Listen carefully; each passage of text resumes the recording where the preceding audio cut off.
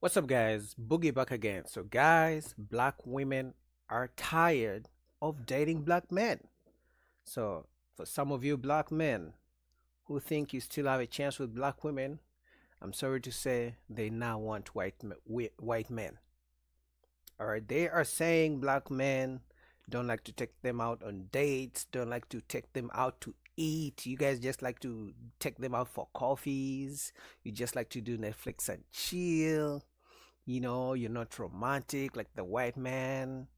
You don't bring them flowers. You don't like, you criticize single moms. You don't want to be stepfathers. You don't want to be the man that stepped up. You're not emotionally available, right? They are making so many allegations. They are saying they are tired of you and they're going to the white man. You don't believe me? Let's watch.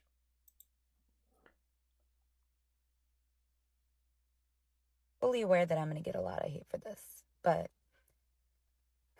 I am so effing tired of the amount of emotional labor that comes with dating black men. I am so tired of the lack of commitment, the lack of support, the lack of encouragement, the lack of money. Like, I don't know what to do from this point on, but I can tell you one thing.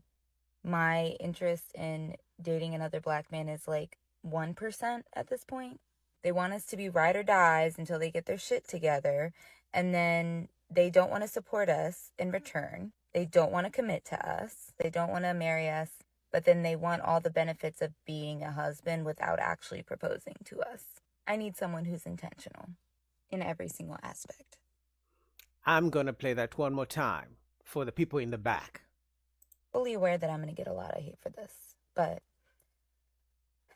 I am so effing tired of the amount of emotional labor that comes with dating black men. I am so tired of the lack of commitment, the lack of support, the lack of encouragement, the lack of money. Like, I don't know what to do from this point on, but I can tell you one thing.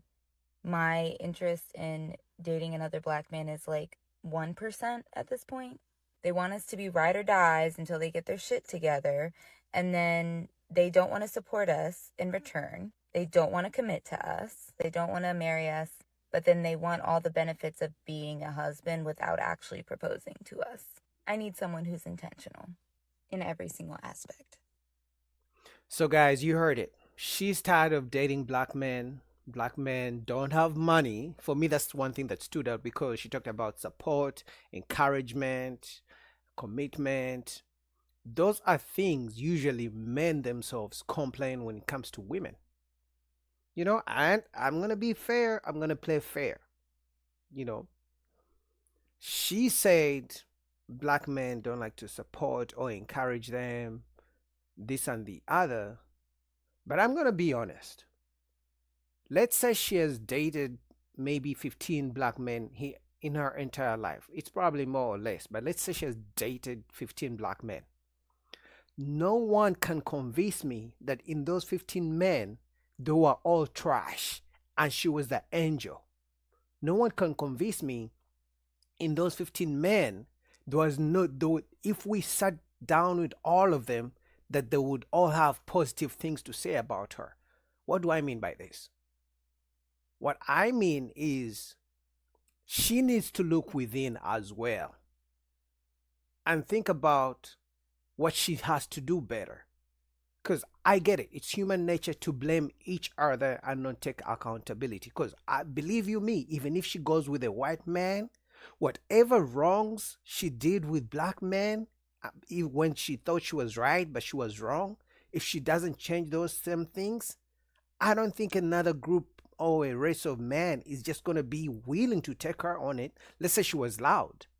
Let's say she was talking back and doing the fingers and snatching swords like they like to do, you know, and emasculating the man. No other race of man is going to be willing to put up with it. That's why I'm saying that she needs to take a good look in the mirror and say, okay, black men didn't do me right, but I was not perfect either. So what should I do different now that I'm tired of dating black men that I should do with another group of men? Okay, maybe I was loud, maybe I wasn't nice to them. I wasn't a good shoulder to cry on, whatever it was that she did wrong, because she wasn't perfect. Now, obviously in these videos they never talk about what they did wrong. They just come off as victims. But my point is, whether she dates Asian men, Latino men, it doesn't matter what white man, it doesn't matter what race of man she's going to. If she doesn't sit down to look in the mirror and figure out what she did wrong with the black man, it's going to be the same cycle no matter what type of man, race of man she goes to. And what saddens me is so many women, black women, believe and feel the same way. But at the end of the day, they never take accountability of what they do wrong. I'm not saying black men are perfect. We have good black men, bad black men, and someone in the middle. So obviously they're not perfect. What I am saying is we didn't get to hear their side of the story for all the guys she has been with. She didn't talk about all the good guys she used for free dinner dates and she ghosted. We didn't talk about the good guys, the good black men she friend zoned because they were too corny or they were too nerdy or whatever it is. We didn't talk about all the good black men who reached out, but she left them on red. We didn't talk about all the good black men she didn't date because they were too boring. So we didn't get to hear the side of the story, and she didn't tell us exactly what she did wrong because in this video she was acting a victim. But if you go to the comments, man, look, this is 30,000 women agreeing with the lack of emotional availability. So this is why I was saying, if you black men think this is just one person, no, this is 30,000 women who liked this comment. Look, there's another comment here: the lack of money, they will drain you, they want to talk about 50-50 while they're only doing 20-20. I honestly, even in the 50-50 conversation, I don't know how many men, black men, even if they don't have the money, make a woman pay for everything on average, in general. Pay for everything or even go 50-50 on dates, whatever it is. We just talk about dating, not like even in a marriage. I don't know the percentage, but I don't think it's very big. But again, this is what they believe. 17,000 likes. Obviously another woman says, open your options, best thing I ever did. But like I said, you are sure you can open your options all you want, but if you don't work on you, look in the mirror and say, okay, I'm trying to date a white man, because there are things black men will put up with that a white man will not put up with, and vice versa. There are things white men will put up with their women that a black man would never put up with. So you as a black woman, you gotta figure out and look in the mirror and learn the type of man you are trying to date. The way you date and talk to and treat black men, I guarantee you, is not the way you're going to be treating a white man. So you're going to have to do some work and figure out how to treat the man. So if you think you're going to treat the white man the same way you were treating a black man, it's not going to work. It may work for a short time or period of time, but it's never going to work, especially if you don't look in the mirror and do some work. But if you look through all these comments, it's just crazy comments. See, I'm done with struggle love associated with dating them. It's like they don't like us no more. I mean, I haven't seen a video of a black man saying he's never gonna date black women and getting this number of likes. Thousands, tens of thousands of likes. 17,000 here, 18,000 here. Oh, look, she responded. She says, I forgot to add the part of my video. I was just talking about how I'm so tired of struggle love. So looking through all this video and her comment, because he's a creator, Michaela, I think the main thing, like I said, that stood out for me was the money and the dates. So apparently they want men who provide for everything. But I think most men wouldn't have an issue to provide. Even a man who doesn't make much money wouldn't have an issue providing for a woman. But the issue is most men are like, is it worth it? Like, okay, I'm doing my job as a provider. I want to do it. But most men don't want to feel used. And number two, most men don't want to feel like they are providing for someone who's not grateful, who won't appreciate it, and someone who's not bringing in any type of reciprocation. It doesn't have to be money wise. It could just be a thank you. It could just be a small gesture of appreciation. Most men want to feel useful. They want to feel appreciated, which some women don't do. So men are like, why should I provide if in the next sentence, as soon as I provide, you're going to scream to me how you have a good job, a degree, you're an independent woman who doesn't need no man. But it gets worse. We have another video here from another woman talking about why she's done dating black men. Let's go. Go where you are appreciated. Hold on. Go where you are appreciated. A lot of black men will be very upset when they see this video, and I don't care. I don't. But let me just say this. There is a small, very, very small percentage of black men that will treat you very well. But the rest of them, you can forget it. You can forget it. They don't believe in marriage, but they want kids, and a lot of kids. They're pro-struggle love. Anytime a woman says struggle love, what they mean essentially is the man is not paying all her bills. You know, if you guys just watched my video about Kendra G, she was saying if a woman is taking herself on trips, if she's paying for her hair, taking herself out on expensive dates with her girlfriends, expensive brunches and things like that, when she dates a man, she expects that man to come in and start buying the hair for her, paying travel trips for her, paying her rent. In other words, everything she was doing for herself, she expects the man who's coming in to take all that load from her. So if he doesn't, that's why they call struggle love. Very feminine. But if you date outside your race, you won't have those problems. Yes, you will. You won't. You'll be married. No.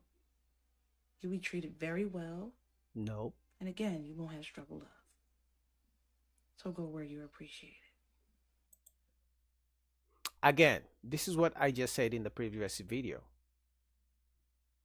If you, as the woman, do not look in the mirror and think, okay, black men, granted, some black men don't treat you right? But there have been some good men in your life that you have come across in your life. Whether they were too boring for you, they are not tall enough, you know, they are not paying 100% your rent, whatever it was, I'm sure you met a good black man along your whole lifetime, somewhere, somehow. Whether you didn't see him, whether you didn't give him a chance, whatever the reason was, you have met some good black men that you didn't give a chance, or you did, but then you left them because they're too boring, whatever it was. So number one, I don't believe that all the black men you've met were not good enough, or were not good at all. Number two, you gotta look in the mirror. And if you accept that you are human and you are not perfect either, right? Now we gotta go to the fact that the way you treated those men was not perfect. And if you don't change those ways, even if you go date a white man and you don't change those ways and you carry the same baggage to the white man, he would leave you. That's why I said that just because you date a different race, it doesn't guarantee that you're going to get married.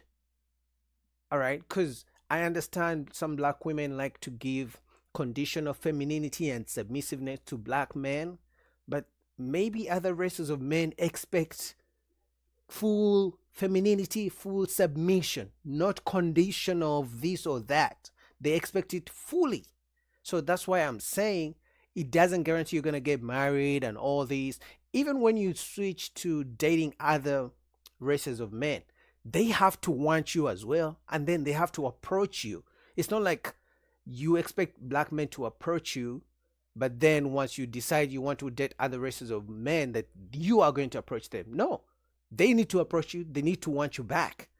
And don't forget, this is very key. Not all races of men like thick women the way black men do. You know, some of them like really slim figures. So you have to think about that as well.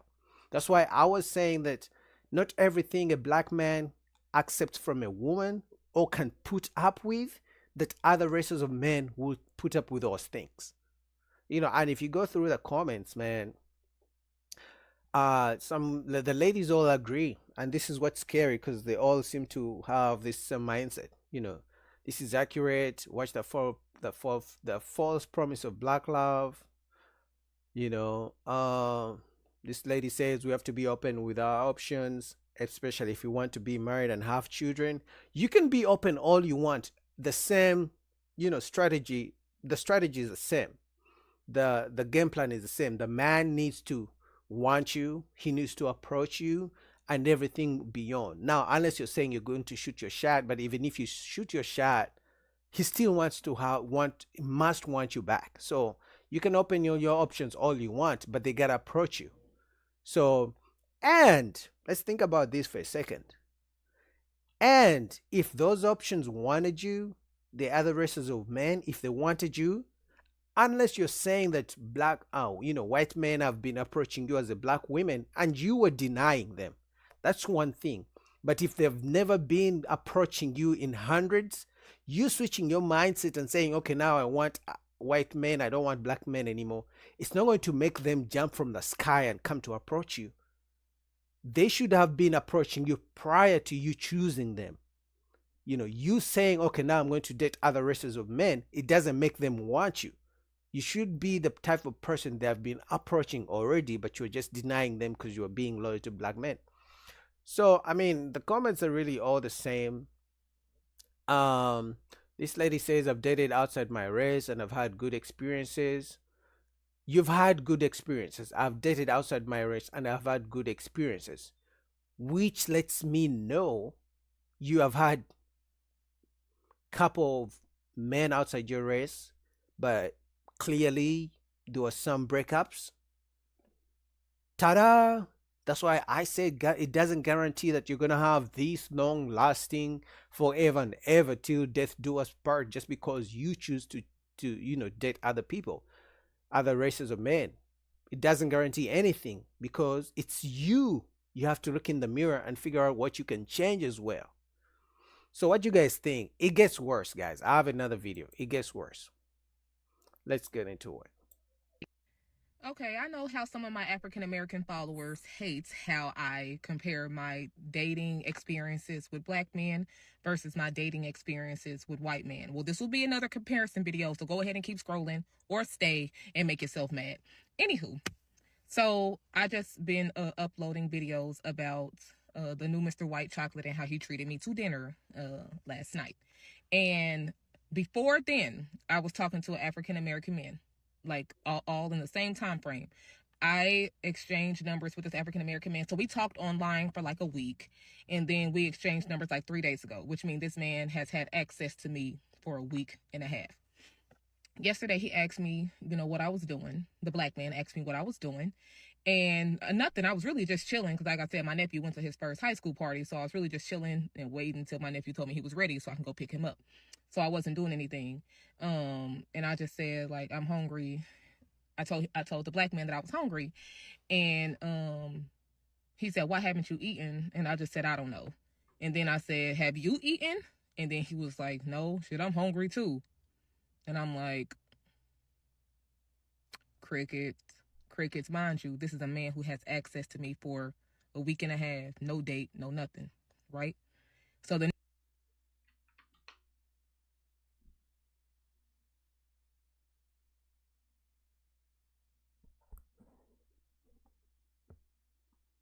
new Mr. White Chocolate messaged me, and all within 15 minutes of having my number, money to treat myself to a date. I gave the black man a week and a half, and still nothing. He was hungry, he didn't care. I was hungry, and he didn't care. This other man asked me what I wanted to do, how much it cost. The white man asked me what I wanted to do, how much it cost, and he sent me the bread, y'all. Okay, and so are you determining the quality of man the black man is because he didn't send you money for food because you were hungry? Did you ask him and tell him maybe you need some money? Like, we are not mind readers. Or should he? Because this is what's confusing to men. In one sentence, because comparing men because one sent you money for food and one didn't to determine who's a good man is so crazy to me, right? So, in one instance, she's going to be the type of woman who's going to say, I am an independent, strong black woman, makes her own money, don't need a man. But then you expect a man to hear those words and then send you money for food? That's offensive. If I told someone I'm independent, I don't need them for nothing, I'm strong, I got my own money, don't need them, and they try to send me money, I'm going to be offended. Because didn't you hear me the first time? I told you I was independent and I have my money, I don't need you. So maybe that's what the black man's mindset is now, because for so many years you've been telling him you don't need him, you make your own money, you're strong and independent, you got all the degrees in the world, you don't need him. Maybe he heard you. So how can you expect the same man and blame him for not sending you money because you were hungry, especially for a man you've never met in person? Like, think about for a second. You never met this man in person. You're not in a relationship with him. Now, if you guys were in a relationship and things were progressing and you told him you needed some help, I would understand where you're coming from. But to judge a man you've never met in person, right? And to judge him because he didn't send you money for food and he has never met you before, if you were his sister, I would definitely understand. But this is how the dating has become these days.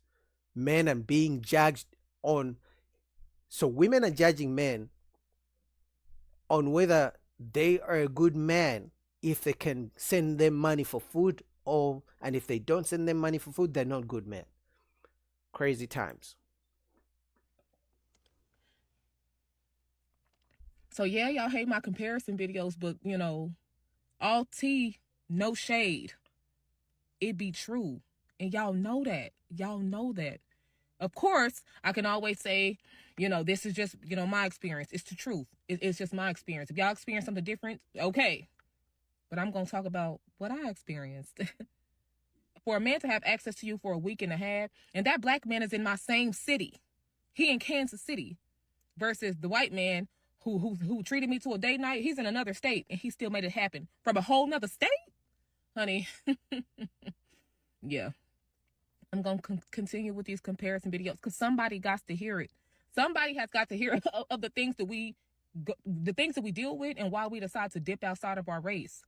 Black men don't make you want to stick with them. And I love black men. I love black men. I sure do. But y'all have got to get it together for real. Y'all will literally beg for a female's time just to waste it. What? You know what's funny about these videos? They talk about the good thing the white man does and the bad experiences they've had with black men, but they never talk about the good experiences black men with black men or the bad experiences with white men. They never talk about those things. Another thing they never talk about, they talk about the expectations they have for the man and what he should do. He should send me money for dinner, even if he has never met me a day in his life. If I tell him I'm hungry, he should just send me money for food. They never talk about what they are doing in return for the man. They never talk about that part, because relationships are transactional. I don't care how you think about it. Every relationship, employee to employer, friends, it's a transactional relationship. Parents and kids are transactional. Every relationship is transactional. So she thinks by talking to this man for a week, that is worthy of a man sending her money for food. And then when she gets a guy who's willing to part with his money so easy, then she compares him to the guy who didn't and paints the guy as the bad guy. Like, this is where the dating world is now. That if you send a woman money for lunch and she has never met you, you're a good man, even if it doesn't go anywhere. But if you don't, you're a bad man. That's where the dating standards are right now in 2025. It's crazy. Like, the comments are crazy, man. The crazy comments. What you guys think, man? Comment down below. All right, next video, man. Shout out to Anton Daniels. Shout out to his channel. I think this is his second channel, After Hours. I'll be putting the full link down below. But he was asking, would women rather have money or a guy with resources, or do they have prefer, romance and love and puppy love and to till death do us part? So in other words, stability of over romance. To me, it's really love and and fairy tale Disney fantasy over money. That's all I read. So we're gonna react to this and let's get into it. So a couple of weeks ago, me and my friends had a Galentine's and we played Would You Rather. And one of my questions that I proposed was, would you rather a man that's broke, literally living paycheck to paycheck, but is super romantic, will spend his absolute last dime on you every time? Or would you rather a man that's like basically a provider? He has excess money to the point where he'll literally throw money at anything. He takes care of everything. He's a good father, but he doesn't do any of the like small gestures. He's not romantic whatsoever, not really thoughtful. He just like gets things done. It's just very practical. And literally every single person but one said the latter, basically saying like they would just rather a provider that's not romantic versus the man that's broke and just spends his last dime on the like romantic stuff. And honestly, like I've been seeing a ton of just more conversation around like choosing a lifestyle over the person that you like. Now, obviously, I would hope that the person that I like can provide me with a lifestyle. But in the case that like I am just like hyper focused on like the romance and little things, I'm good on it. But I'm curious, like, what are y'all thoughts? I know there's so many trade-offs with like both, but like I feel like there are other like sources of like happiness that like I can pull from. So that's kind of just like what I landed on. But like I would love to hear y'all like opinions on it too. Carrie, question. Do you think that, all right, so I'm gonna ask you a two-part question. The first part is, do you think that women of yesteryear, when I say yesteryear, you could just say a previous couple generations, do you think that women of yesteryear was more focused on love or money or resources, or you could say lifestyle? And the second part of that question is to apply it to today. Do you think that most women today are more focused on the love and the romance aspect of it, this or stability? Stability. I mean, before even Kerry goes in, I personally believe yesterday's women and today's women both prefer stability. The difference is yesterday's women were not making as much money as today's women, so they were willing to work with a guy who made a little bit less money, you know. But today's women are not willing to work with a guy who makes less money than them or not as much as they would like, because they're like, I already make that much money. I already make the 50K. So I don't need a guy who makes 50K too, because if that's the case, I might as well be by myself. They say those things all the time. So I believe yesterday's women, so back in the day, 20, 30 years ago, were willing to build with a guy from the ground up. Today's women, it's not going to happen because they're already making their own money, so they feel equal to a man. So if a man doesn't make much more, they don't want it. But let's see what Kerry says. Which one? For the old people or the newer people, or for both? Both. Yeah. You think that the women of yesteryear was more focused on stability versus the person that they actually liked? Well, I think before Kerry goes, I know, I'm sorry, guys. I think a woman really likes a guy, really likes a guy who's stable. Unless you're tall, like a really pretty boy, like, very charismatic, something, you're popular, she will like you, but she will really like you when she finds out you're even more stable. See, she threw that in at the end because I think that doesn't Or the mean person that they can't like like, more. The but person that they like more. Like more. see, that changes it because I do think that women have a tendency to focus more on like who they like, how they feel, and so you might end up picking somebody who's not stable because you like them. So she threw that in, that threw me off. But in general, I think that it's more important that the person that you like is stable and can provide than that they're romantic. So okay. So if you have to choose, I'm not gonna make you choose either or. Okay. okay. I'm gonna give you three options. and this is not for you, this is for most people or Mhm. most women. A, the guy that's really romantic, but he's not stable. Mhm. Really, a likable person, aesthetically pleasing, all of that stuff. B, the guy that is really stable and has resources, but don't really give a fuck about none of that romance shit. Mhm. And then C, a hybrid of both, but not extreme on either side. So don't have as much resources, but is fairly stable and is not as romantic, or you may not like him as much, but has some stability. So the guy in the middle, but he's never gonna be rich, right? Or he's Okay. never gonna be super resourceful, or he's never gonna do no extra. Versus the guy that's the homosexual, but he may couch surf a little bit. Y'all might go through a lot in your lifetime, but he definitely gonna love you.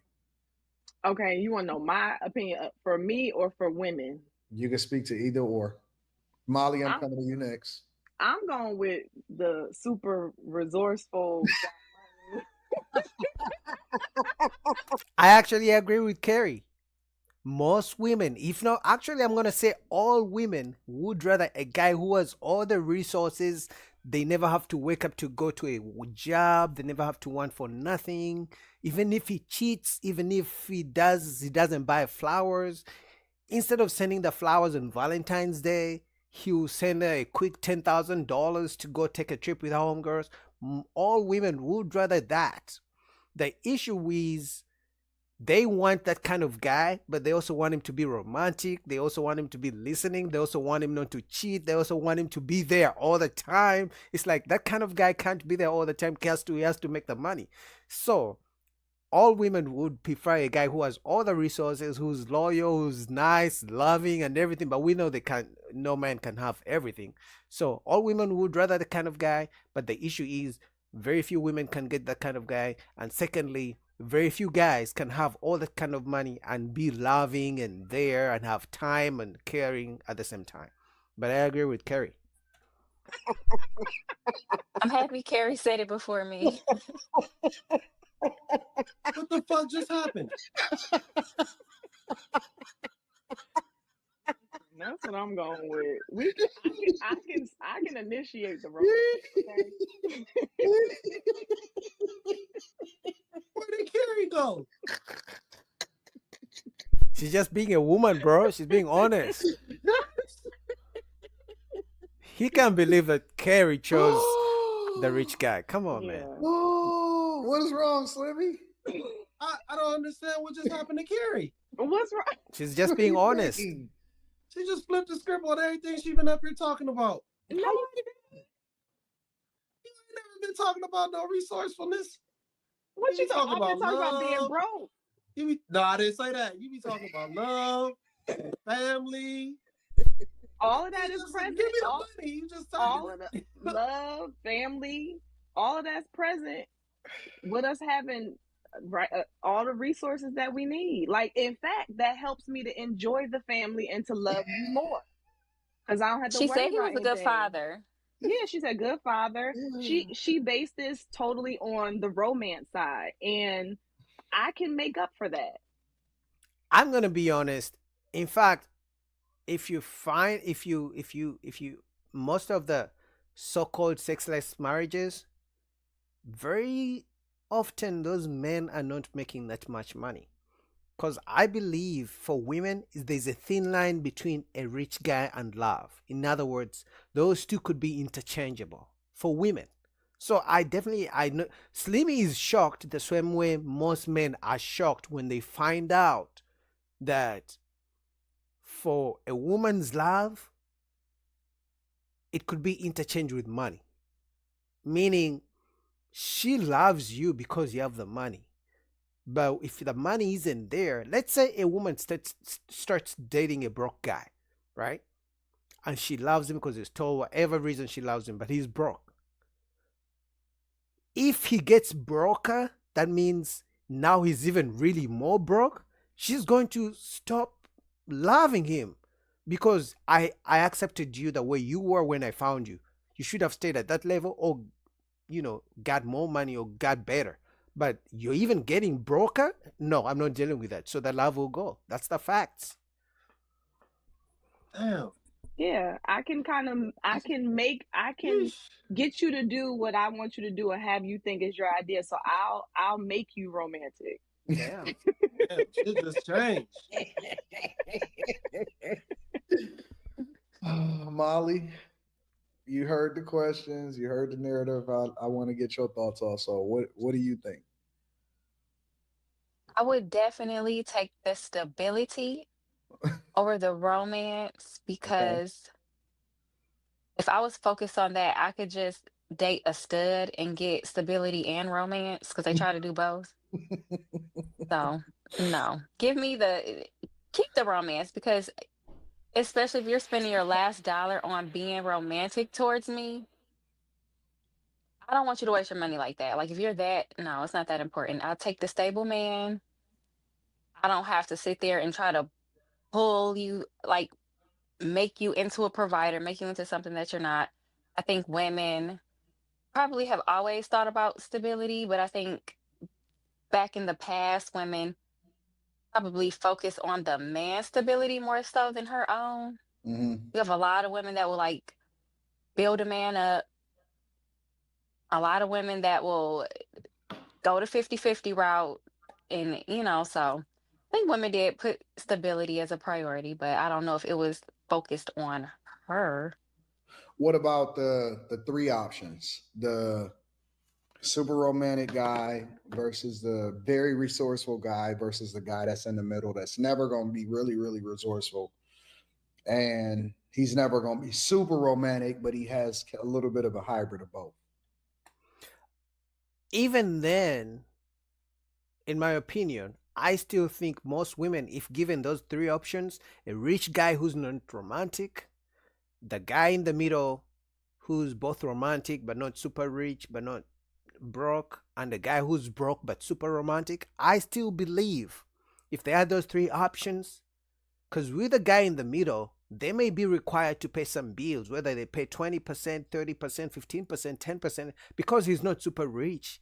They may not do the expensive trips every now and then. They may not get the, the good, the nice car because he's in the middle. So I still believe that most women, if given those options, they will choose the super rich guy. They don't care about the romance BS in the middle.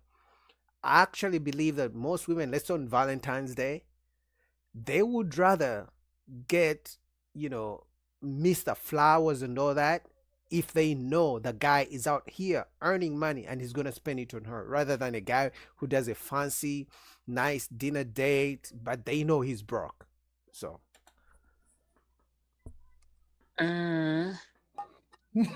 Give me stable. Give me boring, stable, good dad, go to work. There you go. Facts. You don't always have to buy me flowers and cards. You love me because I don't have to break a sweat to pay the bills. Ta-da! And that's how most women think and believe and feel. But obviously some women get scared of, expressing that they really want a full provider man because some men will judge them or call them gold diggers. So some women just don't say it out loud. But if they had the opportunity, most women would prefer a man who makes all the money and gives them all the money and all the nice lifestyle over a romantic guy who's broke. It's just the facts. You got it. Slippy, what do you think, bro? Carrie threw me off, man. I don't know what's going on, man. That shit just blew my mind. What? Oh. I thought Carrie was gonna say something a bit more, I guess, modest. I don't know. What, like romance and we Yeah, just like broke in a box romance. together? Yeah, no. Yeah, but Anton made it so that they can't come out of it. It's like romance. I didn't make it. I just played the video. Not romantic, not resourceful, right in the middle. So that's like Y'all can't blame me. We did that because already. and I then just it's played a video. resourceful. I just played the But video. Slimmy, I'm assuming that either option you like the guy. Like it's not I'd rather go with a resourceful guy that I don't like and love. It's I No, will Yeah, most women would rather go with a resourceful guy that they don't like and love over a broke guy that they like. Because, like I said, for most women, the like and the romance and the love for a man is related to what kind of lifestyle he's going to give her. They are not going to fully love you if they have to wake up every morning to go work because they know they have to pay the bill 50-50. Let's just be honest, guys. So if you think a woman loves you and you're paying 50-50, try paying 100% of the bills and see how much she really loves you. The love will escalate like crazy. I don't think you get that choice to like. is it the Oh assumption no, that no, you no, actually like him? no. That did not say a likable man up there. That did not even say a man of good character. It said a good father. Mhm. That's good character. Yeah, that's good No, that's You character. care good No? about your father. family. That is like that's like one of the ultimate shows of character to Facts. me. Yes. Yes, a good father is very, that's good character because that means he cares about the people, his family. He cares about his family. And that's first and foremost, in my You opinion. putting your family first. Yeah. You know how many men would love to be out there wasting their time having fun, but instead they grind and they do what they have to do. No, but what I'm saying is like it don't necessarily mean it's a good dude. That's what I'm saying. Like they could be a good father, but Being I mean, romantic doesn't make you a good dude. It makes you Right. lazy and you're too focused on love and emotions. And I might as well have a girlfriend because what you doing? I agree with her because some guys sometimes, and I think I blame Disney for this. Disney made men think that being romantic and believing in the fantasy, the fairy tale, makes you a good dude. But women can see through that bullshit. They just see you that you're playing a game. You're not being authentic because you're doing the things you've seen on movies. But all women would rather a financially stable provider man over an excessive romantic guy. Those are just the facts, man. That's true too. You want to be in Well, my face all day? and I took the example to mean that let's say the guy is the same guy. Like he could be whatever, good character, likable guy, and be resourceful, good character, likable guy, and he's in the middle, or he's completely romantic. That's how I took it. Like all things even, except for The the money. romance versus the Yeah. resourcefulness. oh, okay. That's so how I everything was took on it. You took it the right way. Well, I think then what I said don't matter then. If it's even all the way across the board, What would you suggest, Slimmy, that they do? If you had to give them advice, or if you were to say, hey, you should do this, what I'm would gonna you tell say? you the honest truth. These women don't give a fuck about these men anyway. You better take the motherfucker that's resourceful. You better. Yeah. You better. I just thought Carrie was on a different wavelength. That's all. That's all that was. But you better take the man that's the most resourceful. You ain't gonna get shit back. I agree. And this is something I've had to learn over time as well as a man. Women want a rich man. But on top of that, they want a rich man who's going to share his resources with them. That's just the facts. I don't care how much you call them gold diggers. I don't care how much you say they only love you for your money. Guess what? It's nature. You can't fight it. If you don't, some wet pants, that ain't gonna save your life. Yeah. Shit. Yeah, love alone does not pay the bills. Yeah. Yeah. Romantic guys might be for super young chicks, you know. You say But what? like grown-ups, I said the romantic men might be more for like the younger chicks who still believe in all of that and don't realize that life is a little bit more serious. That's true too. The women, once they learn that they have to pay bills, they skip over all the Disney fantasy fairy tale romance bullshit and they start looking for a stable provider man, especially as they get older. So that's why a woman who liked you for you in high school, you figure out 10, 15 years later, you find her again, you're like, oh, Sarah, you used to like me, but now she's looking at what your bank account looks like and you're shocked. No, she's grown up now. She knows love doesn't pay bills. No, well, the You thing got to get is, things though, done. shoot, I don't know what man is gonna be that romantic where they. That's hard to fathom. Like you're gonna be romantic, but you're not gonna be about your money. Some guys do Well, a it. lot of Right. them are out there. Q Diddy, let me get your thoughts on this. I was broke up with because I wasn't romantic. Wait, say that again. My baby mama left me because I wasn't romantic. Because you wasn't romantic. I paid for everything, and she's like, "You're not romantic. It's like we live in the same house but apart." How young? No, I think the reason she left you, even if you paid everything, the reason she left you because she knew you were still going to provide because she has a baby with you. So you were gonna give her the child support, which she doesn't mind getting. Now she has a provider man, which is you. You're providing for the child. Now she's gonna look for a romantic guy. Because best believe women don't mind having a romantic guy, having a provider man. So you as the romantic broke boyfriend, you may be wondering, how come I have a woman, she doesn't care about my money, she doesn't care that I'm broke, but I'm very romantic and she loves me. Yeah, that's maybe because she actually has a provider man on the side. So she doesn't need to pressure you to be the provider. So it's you, the romantic guy, and then she has a provider man on the side. It is what it is.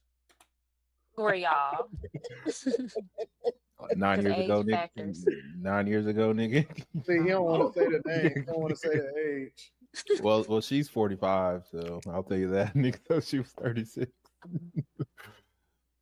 So you yeah, think that women want the romance side of it? I think it's easy. I think it's easy when you hear the question and to pick the right answer. It's real easy. But when you end it, like, women want that shit. Like, they want all that lovey. That's why the divorce rate's so high, because that's what the fuck they want when they leave when they ain't got it. No, they leave because the money isn't there. That's the number one reason most women break up with or divorce men, because they have to work. Now you're trying to be romantic, but they know they have to wake up early at 6 a.m. to go work because they got to pay 50% of the bills. So they're going to leave and look for a man, either be by themselves, pay 100% of their bills, or look for a man who's going to pay 100% of the bills. So they're going to divorce you. It's not because you're not being romantic. Actually, broke guys are the most romantic because they have time to be romantic. Busy guys, providers, they don't have the time. And women understand that. He would just be like, "Hey, babe, I got you $5,000 a year. Go on a trip with your girlfriends. I got to go take care of business in LA. I'll see you in 2 weeks." She will be okay, rather than a guy who's going to bring up the flowers, but she has to wake up early at 6 a.m. to go punching into a job because she's worried she has to pay rent. I don't know. No, I Like agree if you with just gotta, like, nigga, like, a woman, you gotta realize, like, a woman's fucking, like, her emotions, and you just in it providing. There ain't a lot of women that just gonna let you do it like that. You gotta push all the buttons to the woman besides some resources. You know, if you don't, you're gonna be getting cheated on, nigga, while you providing all the resources. Nigga, she That's be because playing. women aren't being taught right. What? I was about to say, I didn't we cut live in nobody. I didn't a cut day and nobody off when it was y'all turn to talk. Here we go. I just set her quiet and let y'all get it off. And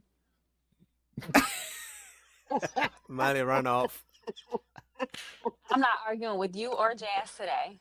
Jazz ain't even up here. She's If just y'all making invite it her, I known. just want y'all to know.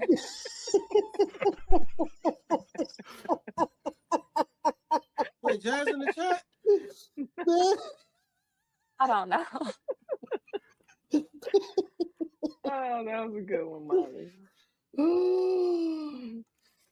But yeah, I don't know. I think most women in general, like, if you don't do all the emotional, romantic, all like, nigga, miss them. Actually, I was this one chick. I haven't seen her since high school. She popped up on Facebook. I said, she must be getting a divorce. And I slid in them DMs, and she was like, "This nigga forget my birthday. He go on bike trips instead of doing Valentine's Day and all this romantic shit that nigga y'all don't care about." I was like, "Nigga, but he pay for everything. It ain't about money, Quentin." Like, women are quick to say, like, a whole, I don't know what subset of women do this, There's a whole bunch of, I don't care about your money. What about all the other stuff? Like, it's a whole bunch of women that be saying that shit. And it's kind of weird to me.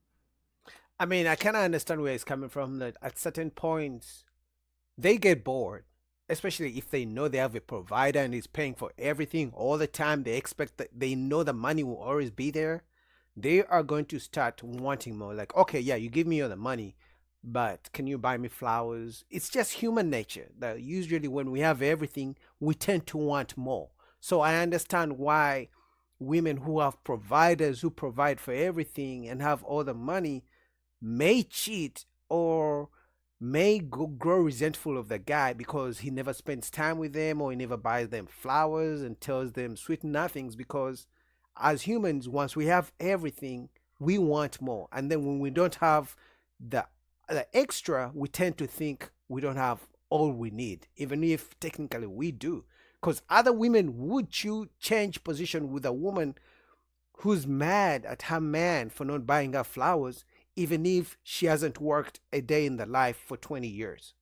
You feel me? So some women would switch places with her, yet she's complaining that the man didn't buy her flowers, but she has not had to work in 20 years.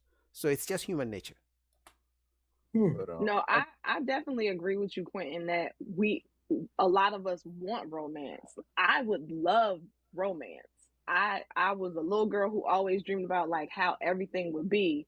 But if I had to choose, I'm old enough to understand that it's more important for me to have the resources part covered and deal with the lack of romance than vice versa. So I agree with her, and that is a fact, guys. So some of us, you guys, some of you men, all men need to learn that at the end of the day, if most women had to choose between a broke romantic guy versus a rich provider man who's not as romantic, they would go with a rich guy. That's just the facts of life. So the quicker most men understand this fact, the better it will be in understanding women. But anyway, man, what do you think about the whole topic? Shout out to Anton. Definitely link down below. He's one of my biggest content creation inspirations on YouTube. All right, so next up, shout out to Kendra J. She's been going viral recently, but she's already sending us bangers. And this woman has been married 3 times, but she wants to go for a 4th time. But in her mind, she can't think about why the last 3 times didn't work. But for some reason, she thinks she wants to be the next J-Lo, get married, divorce, get married, divorce, get married, divorce, and the cycle keeps going. So without further ado, let's get into it.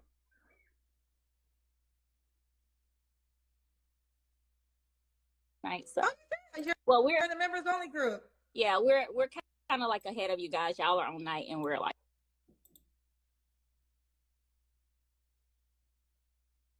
Hello, you ready? Hey, yes, I'm ready.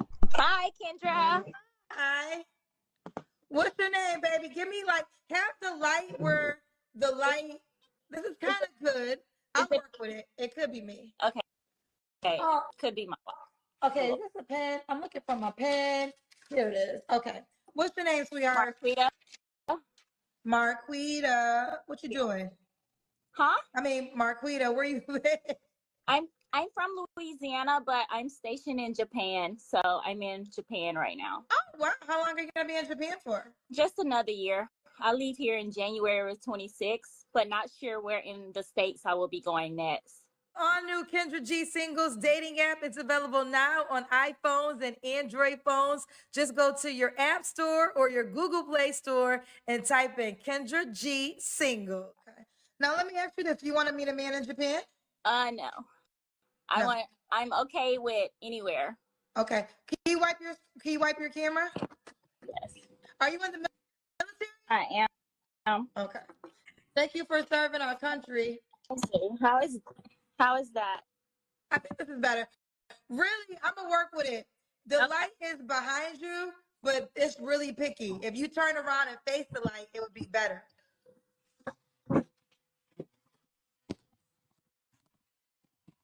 Okay. Is that better? Yeah, this is better. We're good. We're good. Okay. So Marquita, she's in Japan, but you live in Louisiana. I'm from Louisiana, but but I live in Japan. So Where do you live in the States, or you don't have a place in the States? yeah, I go back home to Kentwood. My family lives there. So Kentwood, Louisiana, north of New Orleans. So Okay. So, but she's currently in Japan. How old are you, love? I'm 41. Okay. What do you, you're in the military, correct? Yes. Do you have any children? I have 2 adult kids, How, 2 different dads. My 2 sons are 25 and 20. have you ever been married? Yes, I've been married 3 times. Wow, 3 times. Why did you get divorced each time? Because being military. She's probably gonna blame the man. Who can guess? She's probably gonna blame the man why she's been divorced 3 times. Who wants to bet $1,000? Let's see. Like when somebody gets an assignment and you're dating them, I've dated military, right? And if you want to continue the relationship, if you don't get married, it's more like a distance thing. So I did a dumb thing and just got married so I could be stationed with the person and we can kind of see where the relationship type thing goes. It just kind of sucks because the military is the only like organization that splits people up, you know?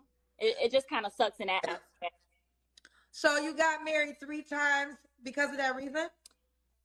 The first time it was my son's dad.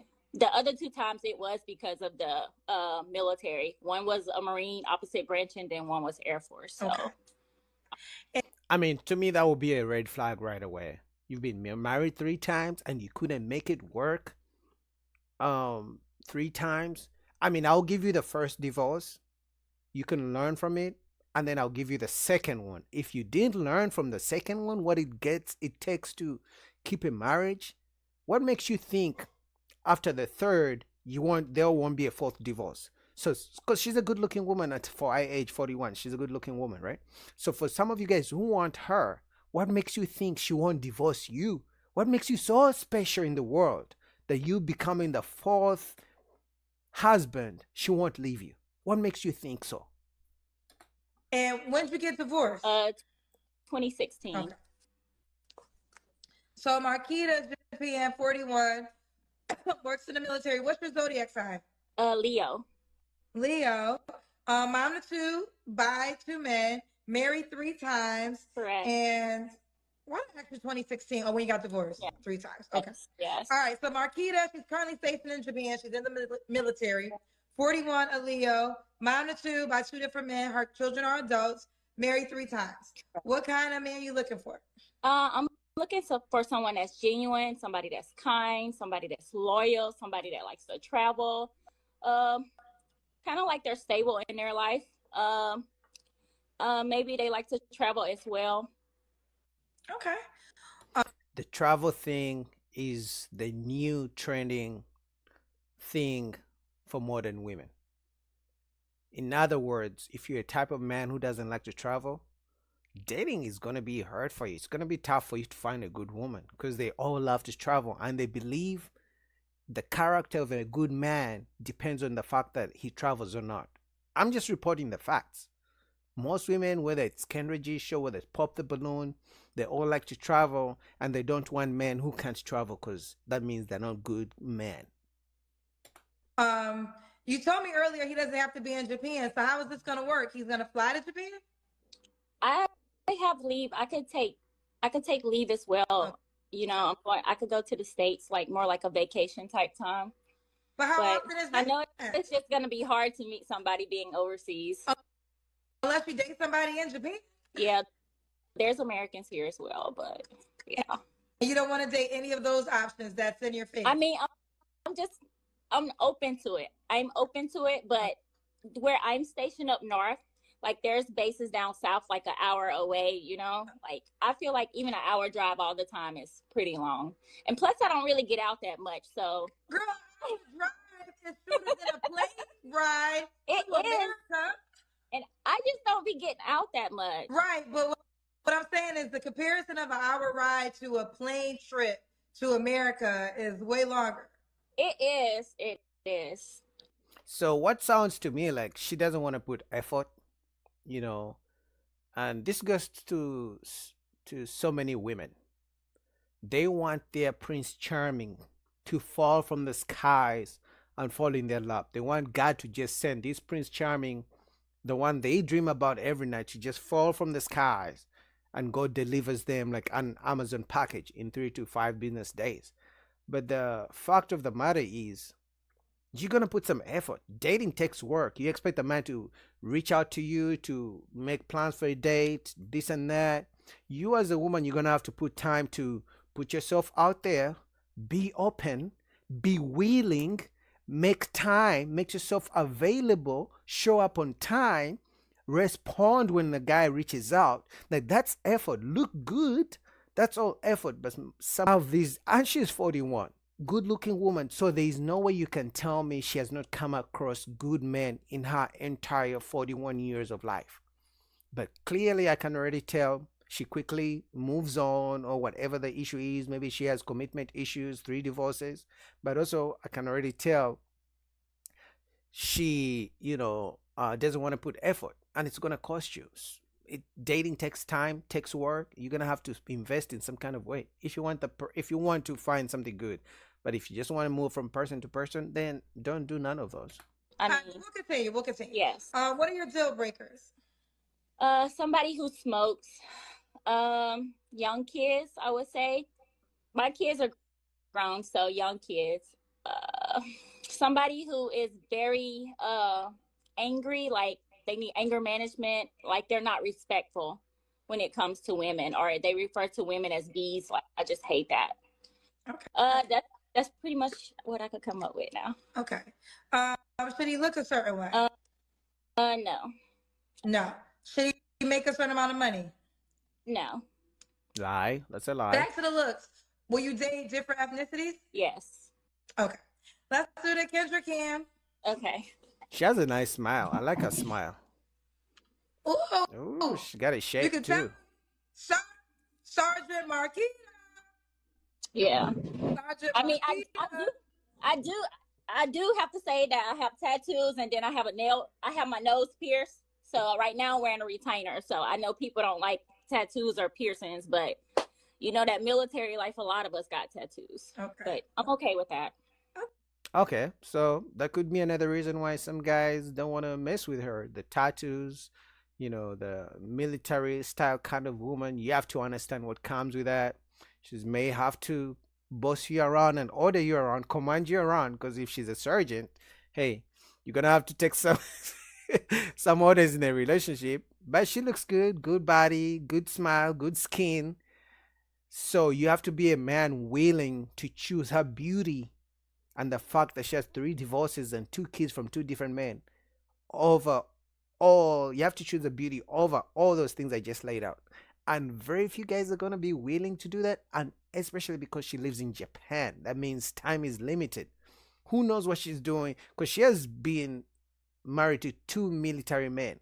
Who knows what she's going to do in Japan with other military men? Because those are the people closest to her. So it's more likely she will grow, a connection with those men compared to you, who she's dating long distance. You have to be thinking about all those things as a man willing to go for a woman like her. But she looks good, so I'll give her that.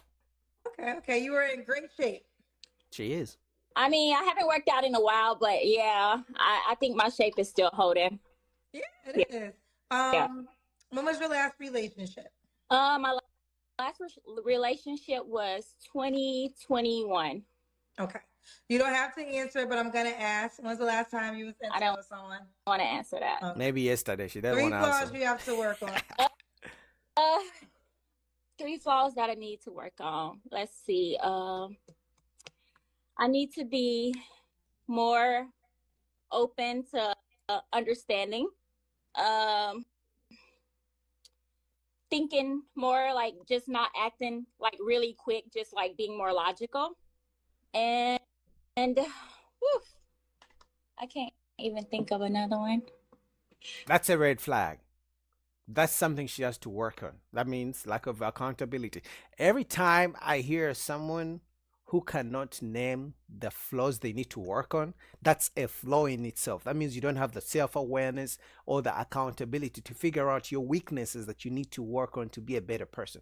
So for me, that would be a red flag in itself, because that means when we get into it, you will think you're perfect in the relationship, And then when I'm asking you, do you think you did anything wrong? You're gonna say no, because you don't have the self-awareness to look within. I Just just, yeah. okay. I'll let you live. And why would a guy be lucky to be with you? Because I've experienced a lot like in my past, so I've learned a lot and I worked on myself. No, I you have that haven't. going. I'm very kind, generous. I'm very supportive. So Very, very supportive. yes. Okay. Experienced a lot is gonna be what men consider baggage. Because 3 divorces, that's a person who lacks commitment for the long term. Because I can guarantee you, out of those 3 divorces, she probably filed 2 out of the 3, if not all 3, if we're gonna be honest. So I don't know. Good looking woman, man. Good skin. I like her. I like her skin. I like her smile. Good shape. But she's got lots going on, and the fact that she's stationed in Japan, it's gonna be a lot for some guys. But I can guarantee you, no matter everything I just said and everything she stated that she has going on, divorce, 2 kids, 2 men, this and that, all that, some guys will still be in the DMs. She will get more DMs than a man who doesn't have kids, who's 6 feet tall, has a good job, and a Christian man. She will get more DMs than that type of man. It is what it is. Anyway, shout out to Kendra G. Full link down below. So next up, TikTok. All right. This woman said, women are not looking for God-fearing men anymore. They're tired of God-fearing men. They are saying God-fearing men are fake. They use God as a form of manipulation. So for all you guys who don't believe in God, you get a chance. So apparently if you tell a woman you're God-fearing, she doesn't want it anymore. So without further ado, let's get into it. God-fearing man at all. Like that is not on. I do not want a God-fearing man at all. Like that is not on the top of my list when I am looking for qualities in a partner. Now hold on. I do not want a man who is only morally correct because he fears eternal damnation. I've been saying that. I don't want a God-fearing Christian man. I don't. I have no desire. I don't want nobody's pastor, deacon, any of that. I have no desire for those type of men. And the reason being is because if the Bible and Jesus are your only guardrails to being a decent human being, then how would you truly be if the threat of eternal damnation was not there staring you down in the face? Honestly. I don't need it in the Bible or Jesus to tell me to be a decent human being every day. I want to be a decent human being. I want to be a good mother. I want to be a good friend. I want to be a good citizen. Okay? It doesn't feel right internally for me physically to not do the right thing. I never have had the desire to, indulge in drugs. I've never had the desire to drown all of my sorrows at the bottom of a bottle. I've never really had a desire to engage in a whole bunch of risky sexual activity. It's not in me. Okay. And so when people say that kind of stuff and they're like, well, you got to get you a Christian God-fearing man. No, I don't. I had one of those. My last boyfriend was a Christian God-fearing man that read the Bible every day, went to church every Sunday, tithed every week. Yeah, he was one of them. He was the worst human being ever. He was mentally and emotionally abusive. He was conniving and manipulative. He was a trickster and a liar. I do not appreciate when women who break up with a man throw around the same buzzwords of abusive, manipulative, narcissist, controlling, misogynist, who is toxic. What are other buzzwords they use to talk bad about a man they broke up with? Because unless you're telling me all the things you mentioned, you didn't see them at all when you first met him, that tells me you're not telling the full side of the story, the whole story. Because there is no way you can call him abusive, controlling, toxic, manipulative, narcissist, all those things, and you're telling me you didn't see none of those things when you just met him? For me, that's a red flag. Any woman who speaks so bad of her ex, that tells me there's something wrong with you as well. Because surely there must have been something good. Okay, if at worst you can say all the bad things, tell me some good things you saw in him so I can know that you're not just hurt and bitter. Because that tells me if I get with you and it's not even guaranteed that we're gonna stay together forever, you are probably going to say the same shit about me if we don't work out. Even if you cheated on me, you are going to tell people I cheated on you, I was the worst human being ever. So we need both sides of the story. But goes back to the fact that they don't want God fearing men because apparently God fearing men use God as a form of manipulation. Okay? That was that God-fearing man, okay? And not only was he like that with me, he was like that with a whole lot of other women as well, okay? You know, damn near ruining their lives and ruining their mental. And you're here to tell me that man, when it's all said and done, me and that man are going to be standing next to each other singing songs of Zion in heaven? Yeah, hell no. No. You mean to tell me that man and me and his daddy, who's equally as awful, are going to be in the Jesus choir singing songs as that? Man, let me take a drink. You got me. So she hates the guy, she hates the family, she hates the dad. So I need to hear the guy's side of the story. So that's why for me, even if I react to these videos, whether it's a man or woman, I don't automatically believe what they say because there are three sides actually to every story, right?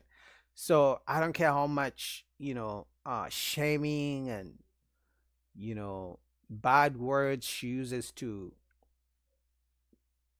describe those people. I don't believe it because they are not here to defend themselves. So for you guys out there, if you meet a young woman, lovely woman, and all she does is say the worst things about her ex, guess what she's going to do when she breaks up with you? Do the same thing about you. So for me, I understand the part where she doesn't like God-fearing men. Some people use God as an escape or to use it to mask who they are. I totally understand that part. But this goes back to the fact that I don't care how much someone goes to church every Sunday, how do they treat people in real life? Like, what do their actions look like? And you should have seen some of those actions that you say he was so bad at from the beginning. Unless you're saying he switched up at some point, which people do that, but you could have seen some of those red flags somewhere, somehow, in the beginning. He fucked up.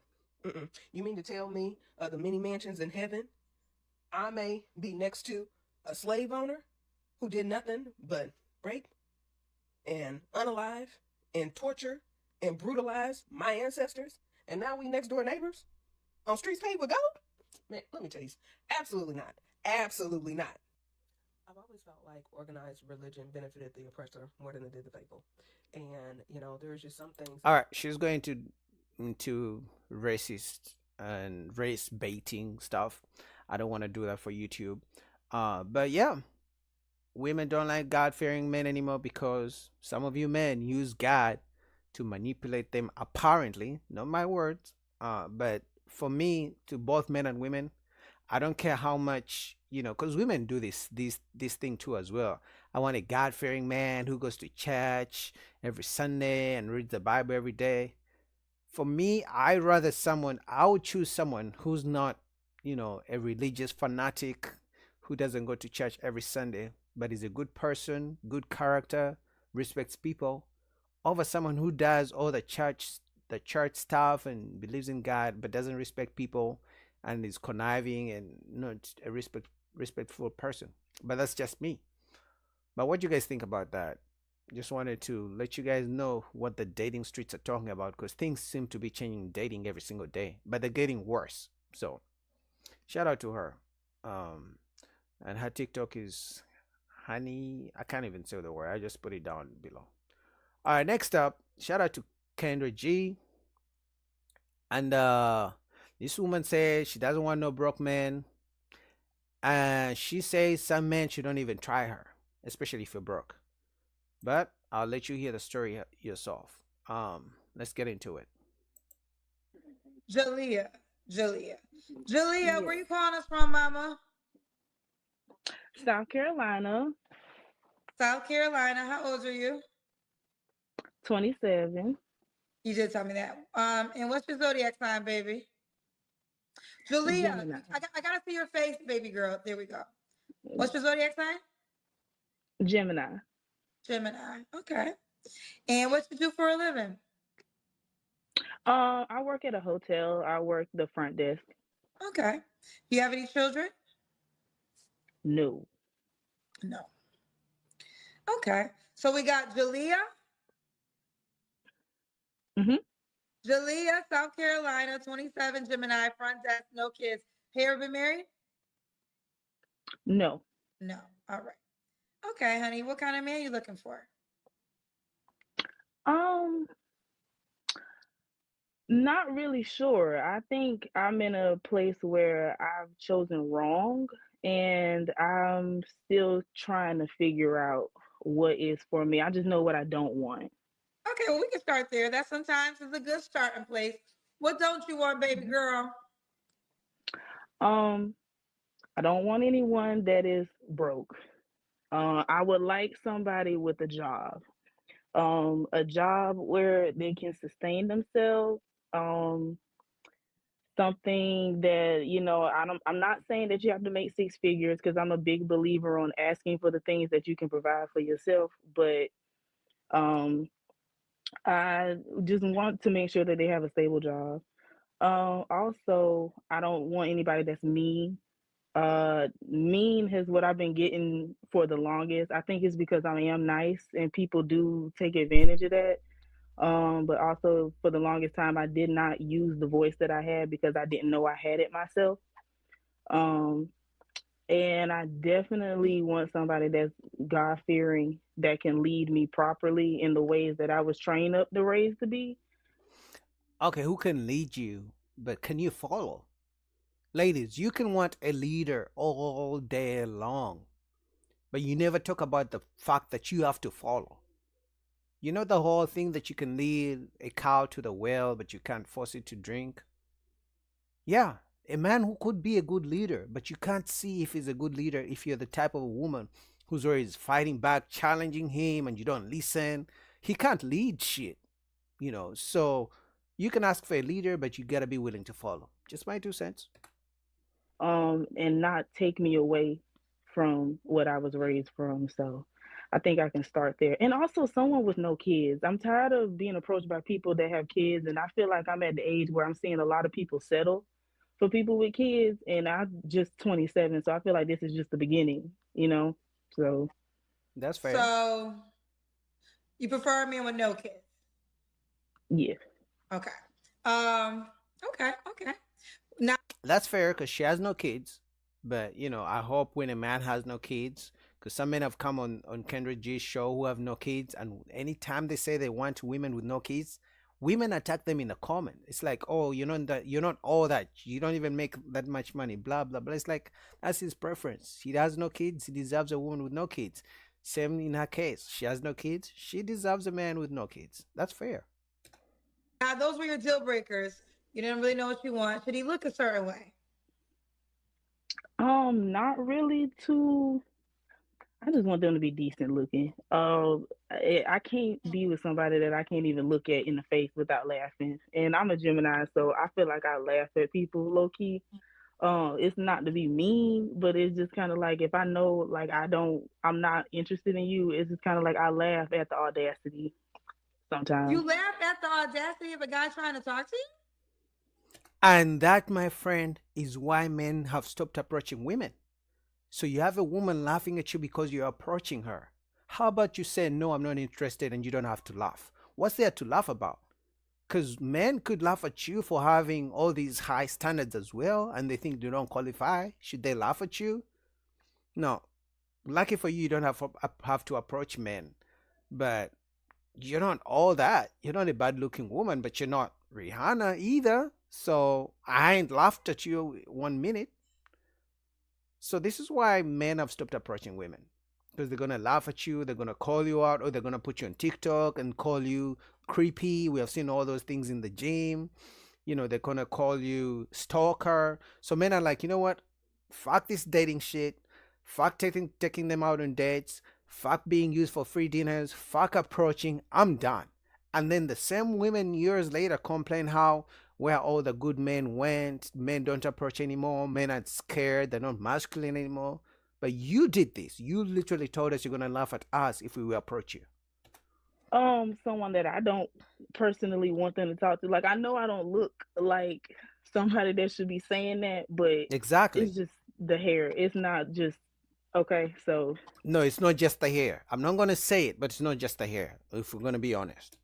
I don't know. I wouldn't laugh per se in their face. I think I would just like calmly like let them down and be friendly after that, but just not really like if I know you're not my type or the type of person that I like to look at, it's not for me.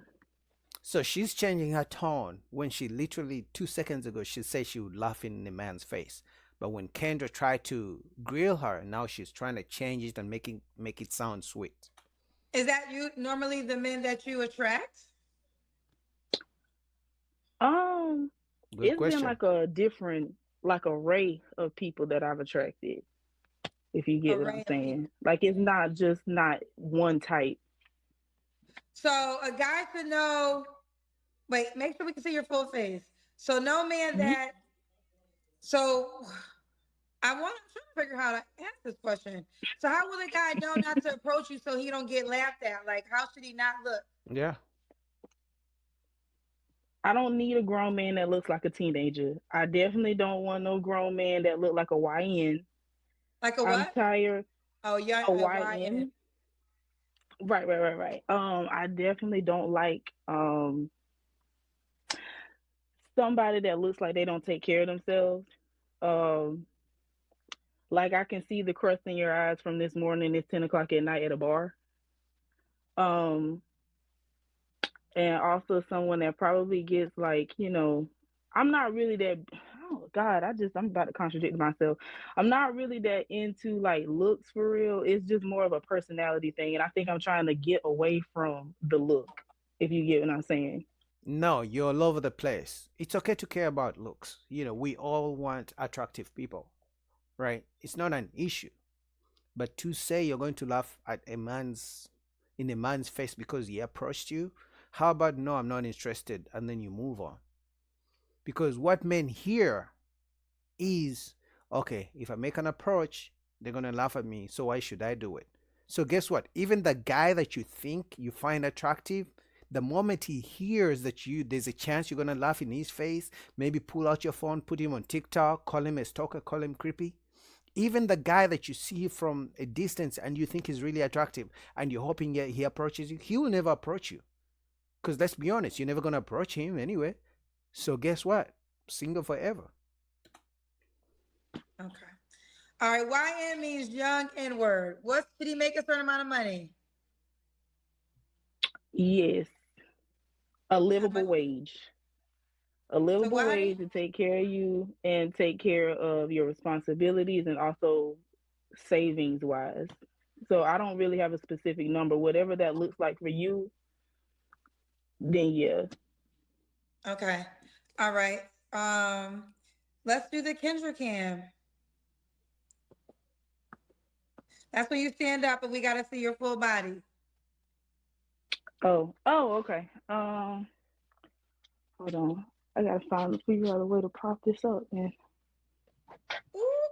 Hold on. I'm getting myself together.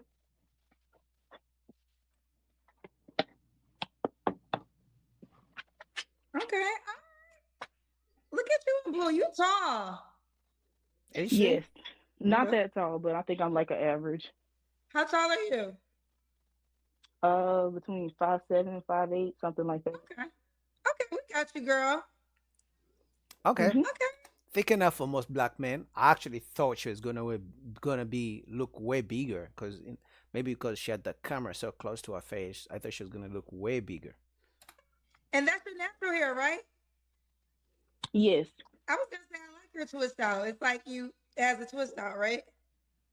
Yeah, thank you. It's like a perm rod set. This is the yeah, first I'll time take I've a done rod something with set. my natural hair. Yeah, you Mhm. right. Yeah, okay. Pronounce your name for me again. Jalea. Jalea. Jalea, when was your last relationship? We started dating in 2020 and we ended up dating for a year and a half, so half of like 2021. Okay. You don't have to answer, but I'm gonna ask. When's the last time you was intimate with someone? Yesterday. Um, Yeah, was that oh right? God, Yesterday? it's been a while. Nah, I don't believe her. Okay. You know what? It ain't been that long. It's Oh, October. oh, oh. Did I call it yesterday? She's never gonna say yesterday, but you know what I mean. Just close enough. I'll be honest, October. Okay. 3 flaws you have to work on. Mm. Um, I would say my confidence. Um, I would say Not I'm laughing getting at better, people. but I'm not in the place where I want to be. So because I'm working on it, I'm gonna say it, my finances. Um, and also you said 3, right? Yes. Maybe not laughing at men when they approach you. That could I be mean, a those flaw. are the 2 biggest things that I've been working on. Oh, also, I'm working on my faith right now too. So Okay. And why would a guy be lucky to be with you? Because she's gonna laugh in his face. But I wanted to go to the comments. That's the main thing I really wanted to check out. So let's go to the comments and see what the people thought. Ain't nothing wrong with being regular. Most people are regular. I agree. Sometimes it takes saying it loud to realize how ridiculous you sound. I agree. Being mean is never cute. Yeah. My daughter introduced me to this channel. Okay. Yeah, this is the one I wanted to see. She laughs at men trying to holler at her. Those men she laughed at are at her level. I agree. I mean, see, an average looking woman who lives an average life is getting average outcomes. This is where Kendra was asking that if you're laughing at all the men who are approaching you, men, maybe those are the men for you. You know, because personally, I would never approach Beyonce because I know she's not in my level. You feel me? I would never approach Kim Kardashian. She's not on my level. I know as men, we know our levels. And the women I'm going to approach, those are the women I think are on my level. You feel me? So, ladies, the type of men that approach you, those men are on your level. So, if you laugh in their face, you're killing your blessings. What do you guys think? Shout out to Kendra. Full link down below because this is not going nowhere for now. All right, up next, again, Kendra. This woman wants making $100,000 a year and no sex till marriage. All right, let's get into it.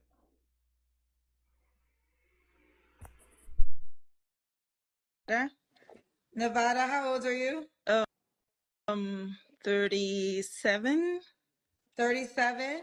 What you Yeah, do for a living? I'm a realtor. A realtor. Mm-hmm. Tessie, Nevada, 37, realtor. Do you have any kids? Yeah, I have 2. How old are your 2 kids? My son is 9 and my daughter is 12. 9 and 12, both by the same man? Yes, of course. Oh, yes, of course. Unfortunately, that's not always the case on my show. But No, okay. Las Vegas, Nevada. Las Vegas, Nevada. My apologies. I thought I said that. No, someone said Texas, Nevada. Oh, okay. Have you ever been married? No. Okay. No. So, what do you realtor? What's your zodiac sign? I was born June 30th. What is that? Is that a Leo or a Cap? That's a Cancer. Yeah. Cancer. All right. So we got Tessa, Nevada, 30. Tessie with a Y. Oh, Tessie. Tessie? Mm-hmm. Tessie, Nevada, 37, realtor, mom of 2 kids. She's a Cancer. What kind of man you looking for, girl? I don't know. You don't know? No. You don't know what kind of man you're looking for? You called me. What should I say? Okay, well, let's start here. What kind of man don't you want? I don't want someone who's sassy. abusive, cursing, and all those stuff. Yeah. I want someone who's gentle, kind, someone who's willing to learn and also teach kindly. Okay. Mm-hmm. So you don't know what kind of man you want. Okay. Okay. Should he look a certain way? He should be taller than me. I'm 5'9", obviously, and not light skin, like light skin guys. No light skin guys? No, I'm not. This has been something going on lately. Men get attacked when they say they don't want, if they want light skinned women, black, dark skinned women attack them for being colorist. But so many women are coming up saying they don't like light skinned men, but they don't want to be called colorist. They want to be called, that's my preferences. Also, how are you 37 and you don't know what kind of man you want? At what age are you going to know the kind of man you really want? You're 37 now. Crazy. Already light enough for the both of us, so that's fine. Say again. I said I'm already light enough for both of us. That's fine. So you don't want a man lighter than you? No. Mm-mm. If a man said the same exact thing, they would call him a colorist. I'm telling you. But if a woman says it, they call it preferences. No. Okay. No. Wow. They're gonna call you a colorist. Well, that's their business. I don't care. I have a choice, don't I? So was your baby daddy dark skinned too? No, he wasn't. So you have light skinned kids? Yeah, my son is actually here. Come say hi. Hi. Hi. So you want your next child to be darker than your son? Yeah, if possible. Oh, okay. All right. What about, okay, so dark skinned men. Mm-hmm. Dark skinned men. Okay. What about who child? I don't even know how to go from there, but okay. Should he make a certain amount of money? At least 100K. Ooh, yeah. Let's so Tessie, right? Mm-hmm. Okay, 100K. So if he made 75K, don't reach out to you. No. Wow. So some of you guys, I told you, like, the average man, and 75,000 is not even really that average. It's kind of, a little bit higher than the average pay. But women are not even taking men making $75,000. It's like you either make 100,000 or more, or you're not a good man. You're not even worth talking to. She said no. Dating is crazy. So guess what? When a man who hears that I make $75,000 and it's not good enough, guess what? He's gonna get his passport and go to East Asia. It is what it is. Like, it's crazy, man. Someone said, how is that a colorist? Well, the reason, listen, when men say they only want light-skinned women and not dark-skinned women, they call them colorists. So that's kind of what she said, but it was the opposite. So people don't normally talk about it when your preference is dark-skinned, but it's just like when a man comes on the show and says, I only want a light-skinned girl, no dark-skinned girls. Women in the comments start calling him a colorist. So it's facts. It's double standards. It's like if a man has a certain type of preference, they call him colorist, they call him too judgmental, they call him picky, they call him, misogyny, whatever buzzwords they use to shame him. Sometimes they even want to cancel him.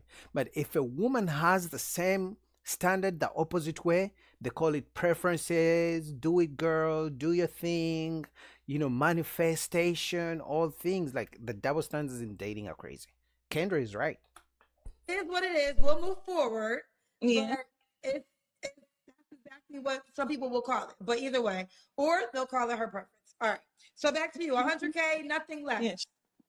Yes. They want to know, did your children's dads make 100K? Yes, he made more. Woo! Don't play. Okay, your children's dad made more money than $100,000, but clearly you're not with him, so it shows that money is not everything. So maybe your Prince Charming may be a man who makes less than $100,000. That's something you may want to think about. Said yes, he made more. Okay.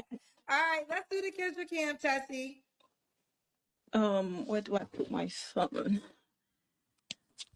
Sorry. Women always bend the rules when it's a woman. They say, oh, it's her preference. Okay. You look good. You look good. Let's say, oh, Kendra, it's her preference. That's fine. Just remember that when a man comes and he says the same thing, I don't want to hear y'all call him a colorist. I want y'all to use the same energy and say, Kendra, it's just his preference. Thanks, cousin. It is my choice. Right. It's your choice, and that's fair. But let's just keep that same energy when a man comes on my show and says the same thing. And I have no problem with it. Okay. So all the ladies, y'all always been the rules to y'all favor. I've been doing this show for 5 years. And every time it's a woman, it's different. But either way, okay, it's good. So we have established there's no colorist on my show ever again. It is simply a preference. Everybody's in. Yeah, shout out to Kendra for standing up for men, man. That's very, very good because, like I said, when a man has a preference, they attack his preferences. They call him colorist. They want to cancel him. They attack him. But when a woman has a preference, they call it preference. They call it manifest. Do your thing, girl. Don't settle. All these nice things. They bend the rules in favor of a woman. So shout out to Kendra for speaking up for men. Agreement, right? Amen. Got it. Yes. Amen. Amen. Okay. Here we go.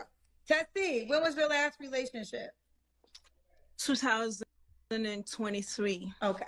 You don't have to answer, but I'm going to ask, when's the last time you was intimate with someone? 2023. Are you waiting for your next man? Yes, I'm waiting till. Oh, you're waiting till marriage? Yes. So you're not having sex again until you get married? No. Woo, you like the woman that was on my show yesterday. So could he have kids? Yes, he can have one or two. Okay, so she had a no kid policy, but like you, he has to make 100K, and like you, she's not having sex again until she gets married. So I want you to respond to this. What would you say to the man that would say, why do you expect him to wait for sex for marriage when your child's father didn't have to?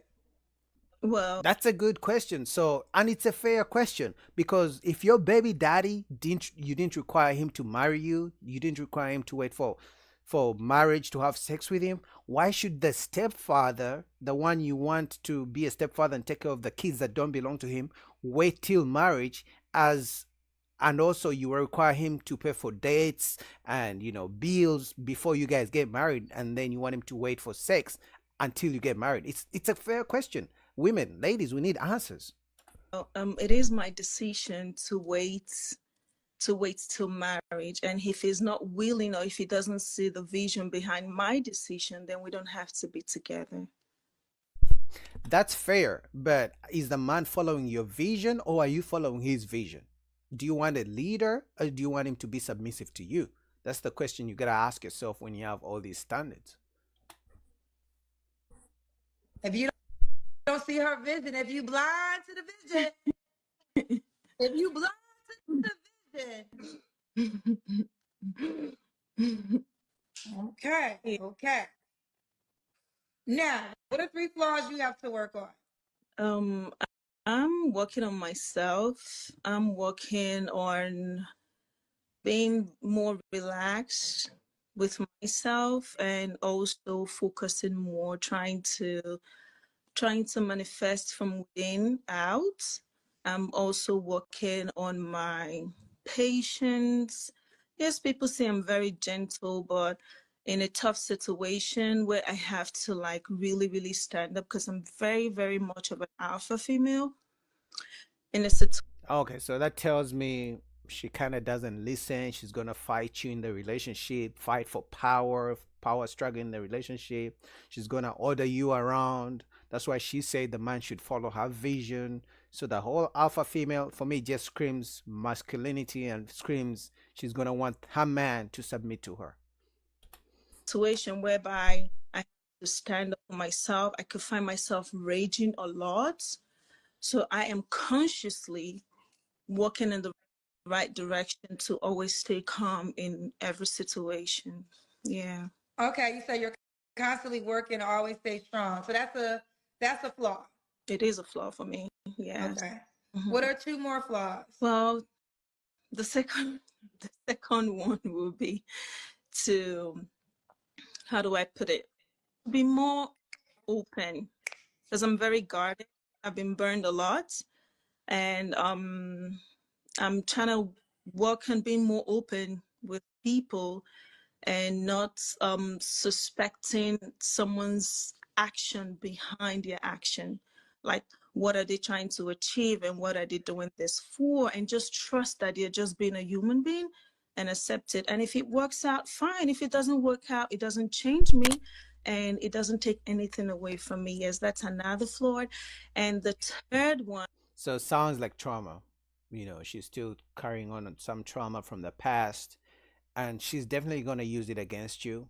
So let's say you happen to do something, even if you don't mean to do it, because, you know, no one is perfect. Let's say you do something that her ex boyfriend used to do.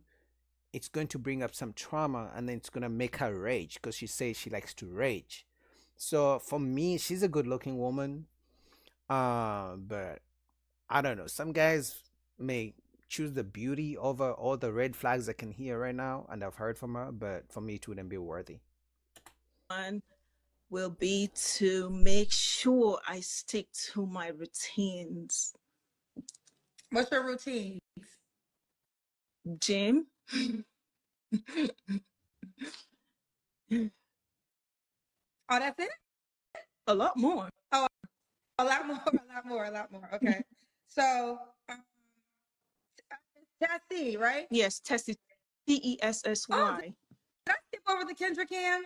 No, you didn't. Okay, we did. I can't remember. We did the Kendra Cam? Yes, we did. Okay, I gotta go back. I don't know how I missed that. I'm totally forgetting right now. Can you do it again? Of course. All right, let's do it again. Oh yeah, we did do it. Okay. Okay, we did do it. I remember now we did it. All right, so Tessie, why would a guy be lucky to be with you? I'm very strong. I'm not, at the same time, I'm nurturing. I can be so much in control, but I told you when she mentioned alpha female, now she's saying she's strong and she can be much in control. For me, I told you, it just sounded, it was screaming masculinity. It was screaming, I want a man to submit to me. It was screaming, I'm going to boss you around. And when she talked about, oh, I have a vision a man should fully follow, like, there's no, it's gonna be very hard for any man to come in this situation. But because she's beautiful, some guys may think they may make it, but it's gonna be very tough for any man to deal with that. Maybe some guys want to submit to her, sure, but I don't know. I don't see it working out. in a good way, which means that when you're down, I can hold you up, and when I'm down, you can hold me up. And I would always make sure we're good, physically, mentally, emotionally, spiritually, and also financially. I don't But believe just in make what sure she you come says. with your money. Make sure you. They want to know, do you make 100K? Yes, I do, and more. Okay, and Yes, he does it more. You said it. Make sure he comes with his money. Yeah, of course. Okay. All right. Should he be in Nevada? Yes, and also it can be outside Nevada, also, but around the U.S. All right. And what's the age range you would date? You're 37. Early 40s. I don't want 5. I don't want anybody younger than me, please. Nobody younger than you? Okay. You said he can't have kids. Do you want more kids? Yeah, if in marriage, of course. If he wants one more, I can give him one more just to close that bond. Yeah, of course. Okay. All right. So we got Tessie, Nevada, 37. She's a Cancer, mom and 2 kids, all by the same man. A realtor. She wants a dark-skinned man, darker than her. Says she's already light-skinned. She don't want another light-skinned man. and make light skinned kids, wants a dark skinned child. Yeah. If it goes that way. Yeah. 100K, non-negotiable. Mhm. She is not dating anybody less. If you make 75K, do not reach out Not to even her. ni- Nope. You said what? not even 99. Don't reach. Wait, say it again for the people. Not even 99,000. Don't reach out. And you see how they're laughing? They mean this shit. So when I tell you guys the dating market is crazy, dating streets are crazy, she said even if a man makes 99,000, he should not reach out because she only wants men making $100,000 or more. Guess what? She wants you to make that money because she has 2 kids that she needs you to come in and take care of. So when a man hears that even my 99,000 is not enough, that's why men are making 2 options. They are done dating or they get on the plane and go to Asia. I'm telling you, dating is crazy. Okay. And she's laughing about it. This is If you are sad. $1,000 away from 100K, you are $1,000 too short to even give her a reach out to. So it's 100K, that's bare minimum. Mhm, So you 100 got $99,950. You are $50 too short. You cannot reach out to her. Yes, please don't. This is crazy. I'm telling you, men hear this kind of stuff that if you make 90,000, you're not good enough. 2 types of things men are gonna do. They either give up or they get on a plane, go to a different country to find a woman, to find a wife.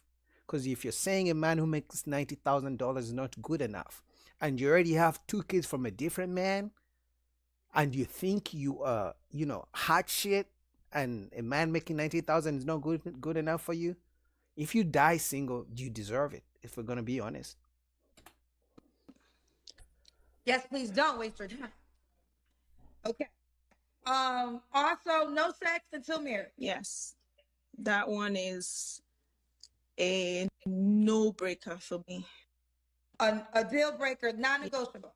Yeah, non negotiable. Let me ask you this: can he sleep with other women while he's dating you? No, he can't. Why would he?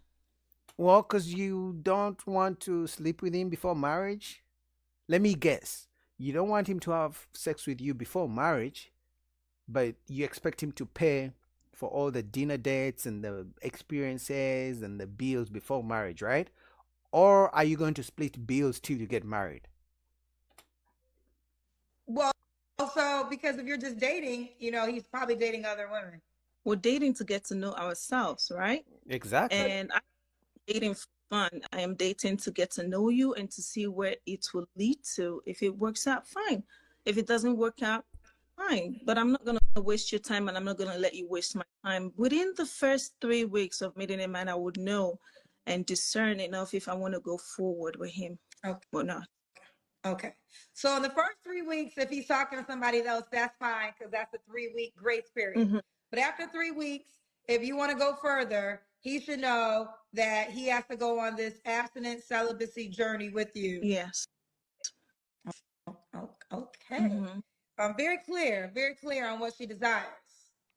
Yes. All right. Now, are you on the Kendra G Singles dating app? No. All right. Download the dating app right now. Would your name be? Spell your name for me. T what? Tessy. Okay. Let me get my other phone. Wait. I think you are. How old are you? 37. 30. I got one. Oh, this is Nigeria. Is this you? No, right? No, that's not me. Okay. All right. So that's not you. Okay. So go ahead, download the dating app, set up your profile, and then the guy can reach out to you there. Okay, I'll do that right now. Okay. Listen, I want you to respond to I mean, we live in a world where a single mom of 2, never married, is requiring a stepfather to make nothing less than $100,000 and to be willing to wait for sex until after marriage, but also she's expecting you to pay bills and pay for dates during that time, and you should not be talking to anyone else. We live in a time where single mothers believe they are better than the average man who has no kids.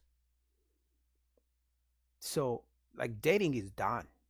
I don't care how you look at it, I don't care how you slice it. Dating is done, dead, and dusted. This because I have something when a woman says things that are very astronomical, I draw them a man. Mm-hmm. The cousins are telling me to draw you a man. So what do you want to say to the people that are telling me to draw you your man? What does it mean, draw me my man? I don't understand. They're saying to draw you a man because this would be the only man that you can get with those requirements.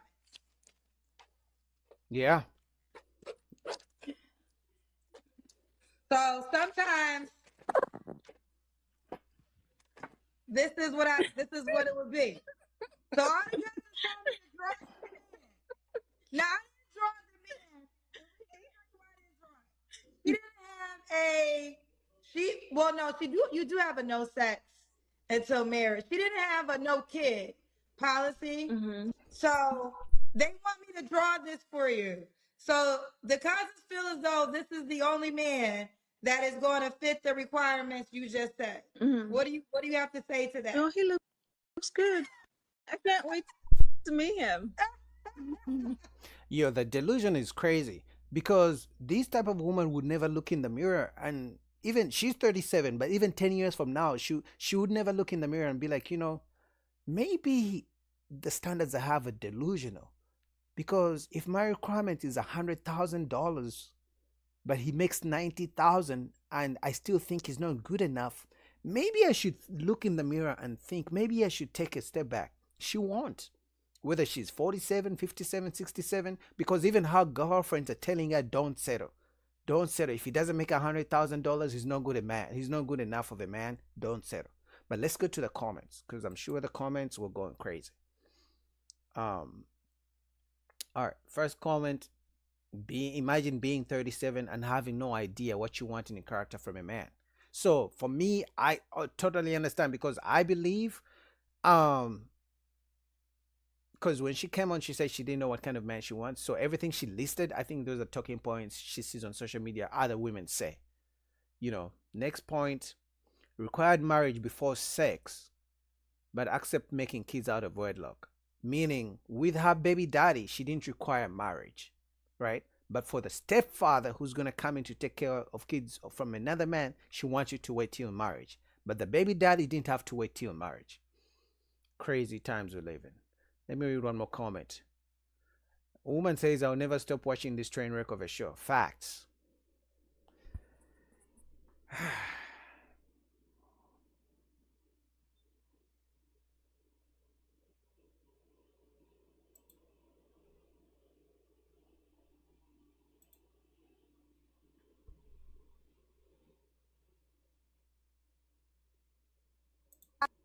Options. And every woman wants the same man child. Well, I don't care if she work at the Piggly Wiggly or she's the corporate lawyer on Wall Street. She want her a rich man, and that's just what it is. Really?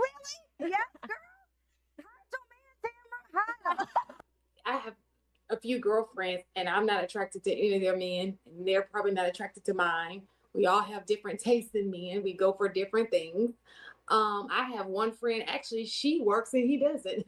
So I think people just are looking for the things that work best for them. I think that Kendra may hang around a certain group of people and maybe they're looking for the same type of men. But when I look around, I live in Atlanta. We have wealthy, rich, middle class, lower class. I'm going to tell you, a lot of people are coupled up. It ain't all with rich men. So that's not a true statement. When I go outside, I see average people dating average people. They're not dating, but everybody's not dating a baller. It's impossible, right? So I think that it just depends on the person you're asking what they're looking for. I think that social media has blown it up like, oh, you have people with the loudest voices with a camera in front of them saying what they want. But reality, that's just not true. That's not what I see every day. Sorry. I think everybody want to win a lottery. Ideally, if a lottery exists, you'd like to win it. Whatever that lottery may be. If it's $100 million and you can get a ticket and get a lottery, yeah, you want that shit. So does everybody want the best that they can possibly get? Yeah. the reality of it is that's not how the lottery works, and everybody can't have it. So people settle for what they can get or what's more realistic. So it's a preposition between fantasy and reality. In fantasy world, you could include anything on the list, man or woman. And if you can hopefully get it, you get it. If not, you're in reality. So do I think they want to win a lottery? Yes, I think everyone wants to win a lottery. All right, go ahead, Swing. All right, I'm gonna keep it short because I'm actually not. Before he goes on, this woman, I don't think she understood, the whole point of all women want the same kind of man. Like he said, most women want a rich man who's a provider, who's caring, who's romantic, and all that. But the reason most average people end up with average people, because life gives you exactly where you deserve and what your level is. In other words, I could approach 10 Beyoncés, but if I get rejected by all 10 Beyoncés, that's life telling me that, hey, listen, that's not your level. So yes, all women want a rich provider, lifestyle, vacation, nice car, nice house. But the issue is they can't get, all of them can't get that kind of man. Some of them don't even deserve that kind of man, because even that kind of man wants a certain type of woman. Number two, there are very few men who are providers and who are rich the way most women want. Number three, guess what? If you can't get what you think you deserve or what you're looking for, you're going to have to settle one way or another. And for those of you who don't want to settle, just stay by yourself forever and ever. If you think your standards are way too high and if a man doesn't match them, then you won't be with them. Okay, then be single. And that's fair. As long as you know that that's the consequence. I'm interested in what women say that they want. I'm interested in what y'all believe women should want. And I'd like to pose that question to the panel. What should women be going after? Personally, I always say, both men and women, you can want whatever you want. You can have whatever standards you want to have. The question is, will you get them? Do you deserve them? Because life is going to humble you at some point.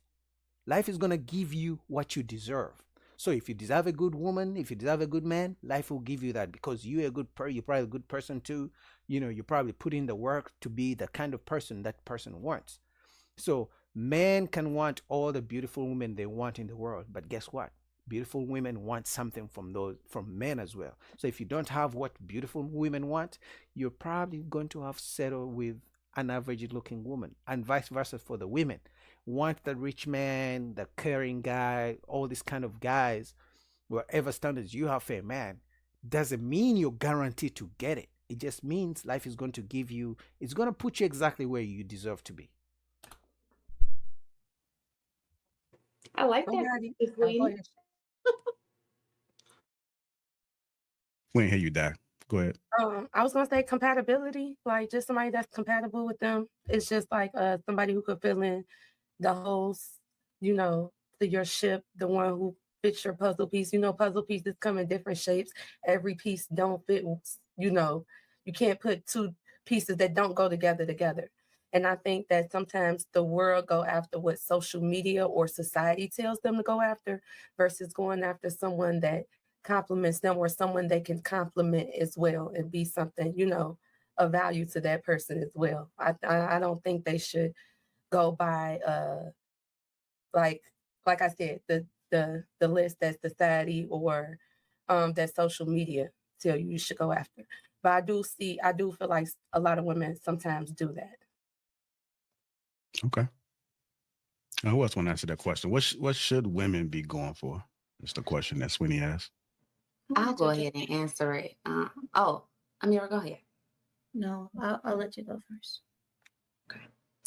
I was just going to say, I personally feel that since women should be looking for someone who can be a provider and protector, you should be going for someone who's not only compatible, but someone you can learn from.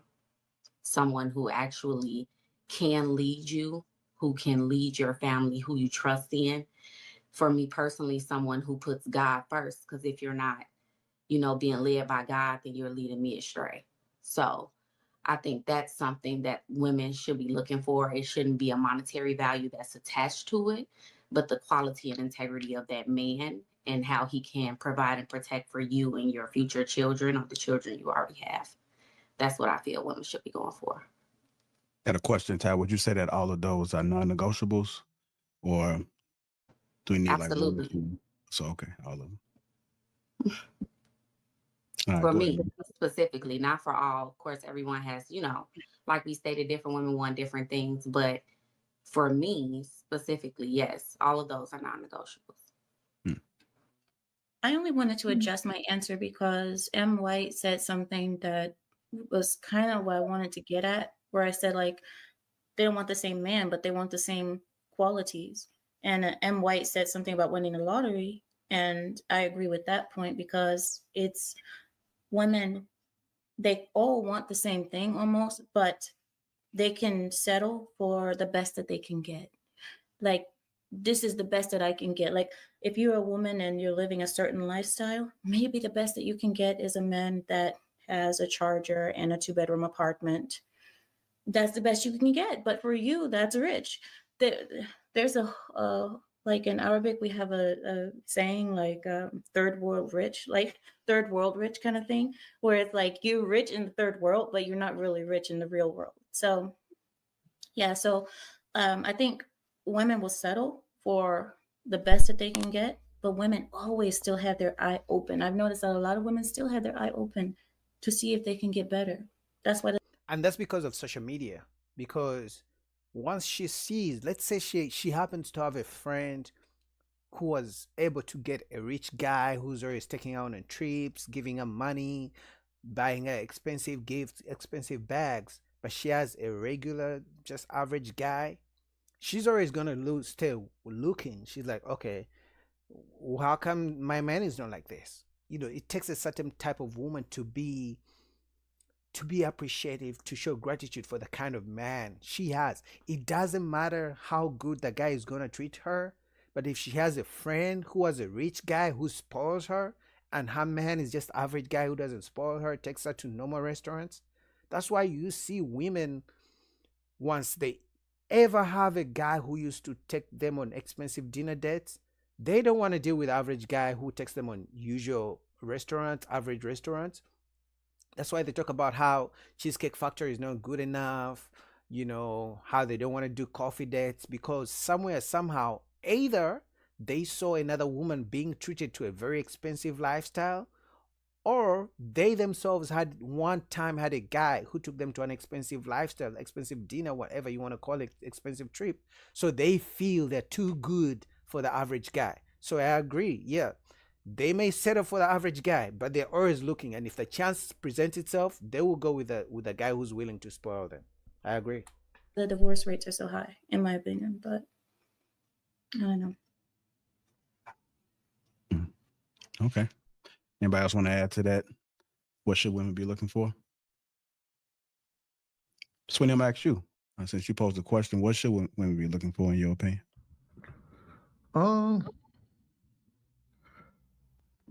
So I think we can all agree that we live in this modern society, right?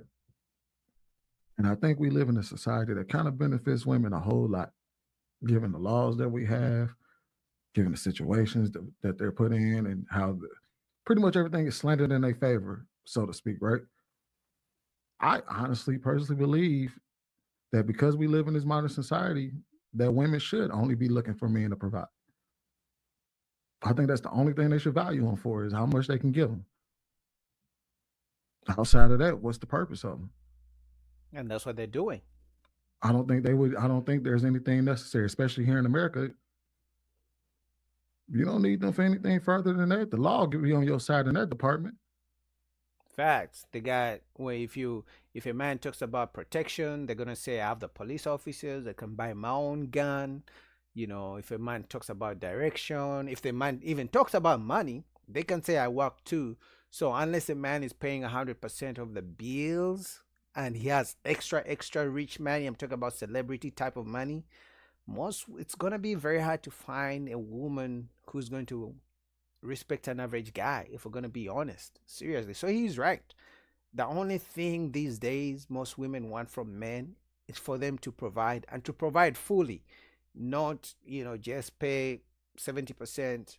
Even men who pay 70% of the bills sometimes are not respected because they don't pay 100% of the bills. But any man who's willing to pay 100% of bills of a man, for a woman, he's gonna get the respect. He's gonna be seen as the ultimate prize. So I Like, is that for most women, you think, or just absolutely from what you're seeing? So you think most women just all a man need to be able to do is just provide, Yeah, and everything else. Like, absolutely. I think your lifestyle. He can have like 4 different women and all that. All he got to do is be able to provide. I don't think she should have to put up with that, but I would say that considering the fact that the laws are slanted in your favor, you take it as far as you can. And if he act out of line, shit, look, divorce his ass. Especially if you marry him, divorce his ass. The law's in your favor. And that's what they're doing. Man, shout out to JR, shout out to Lapeef. I'll put the link down below. Next up, man, Dr. Umar, pro-black. He was explaining why he wants 2 wives. Now, some women, we're going to look through the comments. Some people agreed, some people didn't agree, especially black women. They didn't like it. But he's saying he wants 2 wives. All right, let's get into it. We've learned a little bit about Dr. Umar. One, that you are a father of 2. Yes. One, which is fully grown, an adult. 22. And that you currently are not in a traditional relationship. You consider yourself single or looking because you ultimately will be married, but not married to one woman. You are probably looking to be married to 2 women. Yes. So as you've said that, I probably am operating in dysfunction in certain spaces, which I can accept. I have no problem doing that. I've been called an emotional vampire, been called a narcissist. I've been called a lot of things. Spiritual vampire. Spiritual vampire. I said, my bad. But Dr. Umar Johnson, I gotta get my lick back, man. Yes, Come sir. on. Yes, sir. Yes, sir. We cut from the same cloth. Yes, sir. Yes, sir. Yes, sir. You ain't too different from me. Yes, sir. Yes, sir. I've been there. And when I go back into my romantic history, when I look at the mothers of my 2 children. Same mom, different? Different mom. One daughter here, one daughter here. I could have married either one, but it would not have been because I thought I should have. It would have been because they were the mothers of my children. My daughter. What's a better reason to marry a woman than the fact that you guys have a kid together? So I don't know what she's trying to say, but I think that's a good enough reason to marry someone. But if you don't think the marriage material, then don't make a baby with him. And I'm not speaking, to be perfect, but I'm just saying that's usually the ultimate reason for getting married, because you're gonna have kids. Mothers felt they should have become my wife purely due to pregnancy. And I told them I would not make a decision, a lifelong decision, about who I'm going to spend the rest of my life with purely based on pregnancy. But that's a double standard, Dr. Umar. Because having a child is a lifetime choice. It's a lifetime thing that, that is a good enough reason to get married. So being pregnant is a good enough reason to get married. I don't know what other reason you would need to be married, honestly. Like having a baby with someone is a good reason. It's a lifetime thing. You're never going to change that. So I don't agree with Dr. Umar on that. I said we can continue to explore, to date. I would like to move in with you. We have to learn more about each other before we decide to spend the rest of our lives together. And they arrogantly said, it ain't going to work that way. I need to be your wife, and I need to be your wife now. Had they been a little bit more patient and humble with me, either one, they would have became my wife. I don't know if they know that. They know it now because they're going to see this. Right. If they would have just been a little bit more respectful of where I was coming from, they would have got married. I would have married either one because they were the mothers of my daughter. Now, this thing. Yeah, Dr. Umar, I don't agree with you.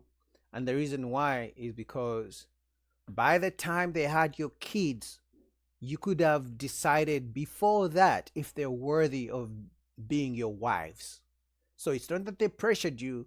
For me, it sounds like they actually pressured you because they finally had a baby with you. So to any woman, she thinks, okay, if he's willing to have a baby with me, I should be good enough to be a wife, which I agree with the ladies. Sometimes we like to hold women accountable. Oh, don't have a baby with him if he's not going to marry you. But it goes back to the men as well. Do not have a baby with a woman that you don't think is good enough to be a wife, because a baby is a lifetime thing. We shouldn't be taking lightly. So Dr. Uma, you were wrong. You should have married those women or whatever. Now, if you told me that you wanted to marry them at the same time together, but they didn't allow it, okay, that's one thing. But to say having a baby is not good enough reason to marry someone, I disagree. Where you throw things at me in the sense of narcissistic tendencies.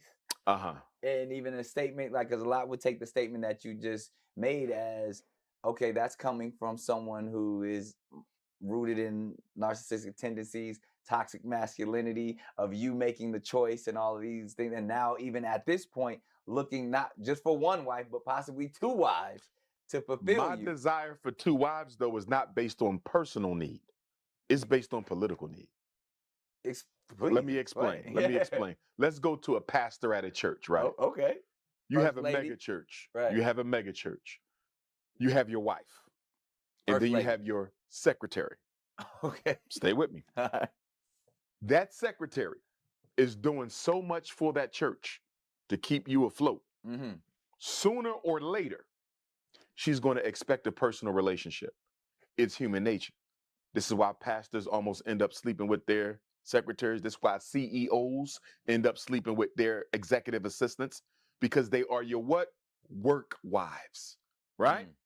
Many of us have had work wives. It didn't start out that way. You might have never even wanted them. But guess what? Them long nights in the office, her holding you down, y'all get closer. And sooner or later, her cookies get crushed.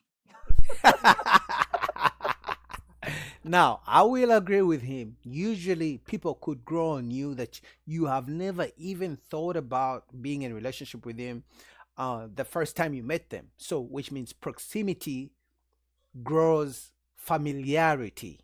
All right. So, you guys like my English?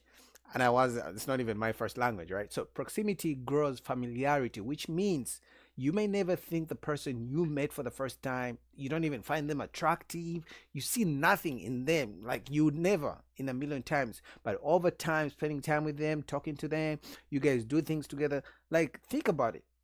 Some men and some women spend majority of their time in a day more with their workmates than their spouses when they go back home, because half the time at home they're sleeping, during the day they're working, and they usually just have the weekends together. But this person, you spend with them from, let's say, from 8 9 a.m. all the way to 5 and sometimes 10 a.m. You see them more, you spend more time with them than your spouse. It's just nature that you are going to go closer with those people. So I could understand where it's coming from, but that still does not mean you should have a work wife and have a home wife, and it doesn't mean you should have a work husband and a home husband. You have to have that self-awareness to just stick to the plan and just keep making the money and go back home to your wife or to your husband. So, I do not plan to cheat when I get married. I respect the institution too much. Okay. I know that one woman cannot help me hold down the movement I'm building. So you're going to have shifts. No. So, I'm not even going to play this game of hiring a secretary who's going to do all this work. Right. And sooner or later ain't going to reap the benefits of being the secretary. Okay. I'm coming in honest and realistic. Okay. And political. Wife one, wife two, because my wives won't just be wives. They're going to be workmates. We're working. We're building. So this ain't just, let's just go to the honeymoon and let's go to the vacation. No, we got to serve the people. Well, why not 3 or 4? Because I will not be able to be emotionally available to 3 or 4 the way that they deserve. And so I'm not going to put those women So in how that can you say that situation with two? The same way with two. because two ain't difficult at all. And since there's very few heterosexual males who don't have at least two queens, I mean, that's just the reality of the world we live in. Dr. I'm Umar being said it, not me. honest. I'm being honest. Some men, they can do one wife. Very few alpha males have one woman. Mm.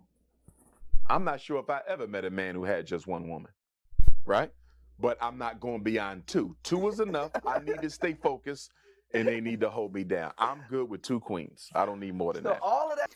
Honestly, I understand where he's coming from. He's saying maybe he means by nature that men want more than one woman.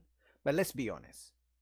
Very few men can handle to have more than one woman. Because we talk about especially in a marriage setting. Now, if a guy is sneaky with this woman here and they're dating, sure. But when it comes to like having kids and marriage and long term, very few men in this world can handle being with more than one woman. Reason being, it takes lots of provision, lots of resources, lots of emotional stability, strength, because you're gonna have to deal with them telling you their problems, crying here and there, them being jealous of each other, and then you have to calm them down. Men struggle to be with one woman, and you think they're going to be able to handle two women for long term with kids involved and having to pay bills for probably two households. Very few men are going to be able to pull it off. Very few guys are going to be like Elon Musk, and that's because he has the resources. That's why he can have all those 8-7 baby mamas with now 14 kids. But I understand where it's coming from, but I have a feeling some guys may take this message the wrong way and feel like this is a green light from Dr. Umar because, he has a voice in the black community to actually go on and have multiple women. Because I can guarantee you, even if he usually talks to black women, they didn't like this. If you guys have seen reactions on social media, they didn't like this. They like everything he says, marry black queens, black queen or forever, blah, blah. But they don't like the fact that he's telling men to have more than one woman. That stuff that you just taught me in these past 2 sessions about me not being emotionally available and how you No, I will be emotionally available to my wives. I will be. Absolutely. to both of them. Both of them. So why can't I be emotionally available? You got 30. You got that. He compared a dozen. I have 2. So yeah, Nick has lots of women, lots of kids. But again, it goes back to the fact that he has the resources. Usually the resources are the biggest equalizer for any man who wants to be able to have multiple women, because most women will look the other way if a guy has the money. Let's just be honest. Let's call a spade what it is. Because we've been talking about our individual lives. Yes, sir. But let's take it, to the black man in general. Yes, sir. And his place in society, because this is even where a lot of the issues that I feel and have grown and struggled with is who am I in society, specifically when it comes to the black woman. I mean, I sit across on this couch from many different black women, psychologists, therapists, who speak of what we should be to the black woman. And I know I fall short, oftentimes. I've sat here and apologized to multiple times to the black woman based off of knowing, and even like you said, whether I have abandonment issues, whether I run, whether there's an empty space in me, that I've said I'm the low functioning one. I'm not enough, whether it's my own traumas, whether it's the makeup in, my upbringing, whatever it is. I know that I have yet in society's measurement, measured up to being the black man that I should be for our queens. Okay. How can, or what would be your advice to this generation's black man that is trying to get it right, is wanting to do, but is faced with all of the obstacles, the demons, the traumas of these ideas that we've been taught that, you know, being a player is cool, having 30 women is cool, the king complexes that we assimilate to say, well, as long as I'm making enough money and I got all these women desiring me, why shouldn't I have them all? Because these are the things that, you know, are passed down within our culture. I think for number one, Black men, we as Black men have not fully appreciated what a Black woman is. I don't think we fully appreciated it. I think we have reduced our sisters down to the level of sexual objectification. I don't think we honor the wit or the wisdom or the wherewithal of Black women. I don't think we see them in their divine genius. And I think that because we have sexually objectified them so much, we have lost out on the types of support that she could give to us. All right, right there, I disagree with him because men didn't just wake up one morning and start sexualizing women. It all came from the sexual liberation movement, whenever that started, or whenever the pill, the contraceptive pill came around. Because even today, there are some women, if a man says, hey, I don't like how you're dressed, it's too revealing, whether it's social media or nothing, women call you insecure for wanting a woman who's well dressed. So who's really sexualizing who? They shame and attack, and they call it toxic, and they call it insecure and misogynistic. If a man tells a woman you're dressed too revealing, they call you insecure. They say you can't handle a strong woman who can leave her body, her choice. So he seems to be out of touch with what's going on ground, which I understand. He likes to cater to the Black woman, to pander, because that's how he gets his money. But for him to say men just sexualize women and women don't like it and this and that, I disagree. Do some men sexualize women? Yeah, for sure. Do some women like to do it themselves? Yeah. We're talking Cardi B, Megan Thee Stallion, Nicki, whoever, now we have Sexy Red. They do it themselves. And they teach their daughters to do the same thing. So, and then if some men speak up and they're like, don't dress like that, don't teach young girls like that, they're like, oh, you can't handle Lance, you can't handle our strength. Our strength is in our beauty, is in our sexuality. We can do and dress how we like. It's empowerment. So that's why I disagree with him on that. But shout out to Nick Cannon and Dr. Umar for having this conversation. What do you guys think about that? Link down below to the full video. All right, next up, I'm going to do one more video, guys. And it's going to be from Lapeef. Shout out to Lapeef. And we're talking about women having rosters of men and dating multiple men at the same time. Should they do it? Is it good for dating? Is it good for the community? Does it build long-term family values and the community? Let's see what they think. Thousands and thousands of people call you. Yes. They want to be on the show. Yes. They want your advice, but you're single. That's right, girl, and loving it. Now, I was in a relationship last year, but this is my single season, and I love it. And single does not mean lonely. Single means nobody can't claim me. Right. And I got a roster. If you want to join the team, where the camera at, hit me up on Instagram, Kendra G Media. We got space for one. We got space for one. I love that, but just because you're not in a relationship doesn't mean you're not dating. No. And that can be your season where you're exploring yourself and what's on the landscape. All right, so there's a few things that was being said there. How do you guys feel about single people giving relationship advice? Single season doesn't mean lonely, is something she said. And she also said, how you guys feel about men and women having rosters? So you can open up the panel, y'all can talking about hoes now. Now we talking about hoes. Let's just keep it real. You got a roster, you a hoe. I think that means sexually, right? Oh, okay. a roster does not mean that you are actually having sex with every man. That's the problem that we instill into our ladies. Hey, you got to be with one man. You don't want to be dating multiple men because you don't want to be appeared or seem like a hoe.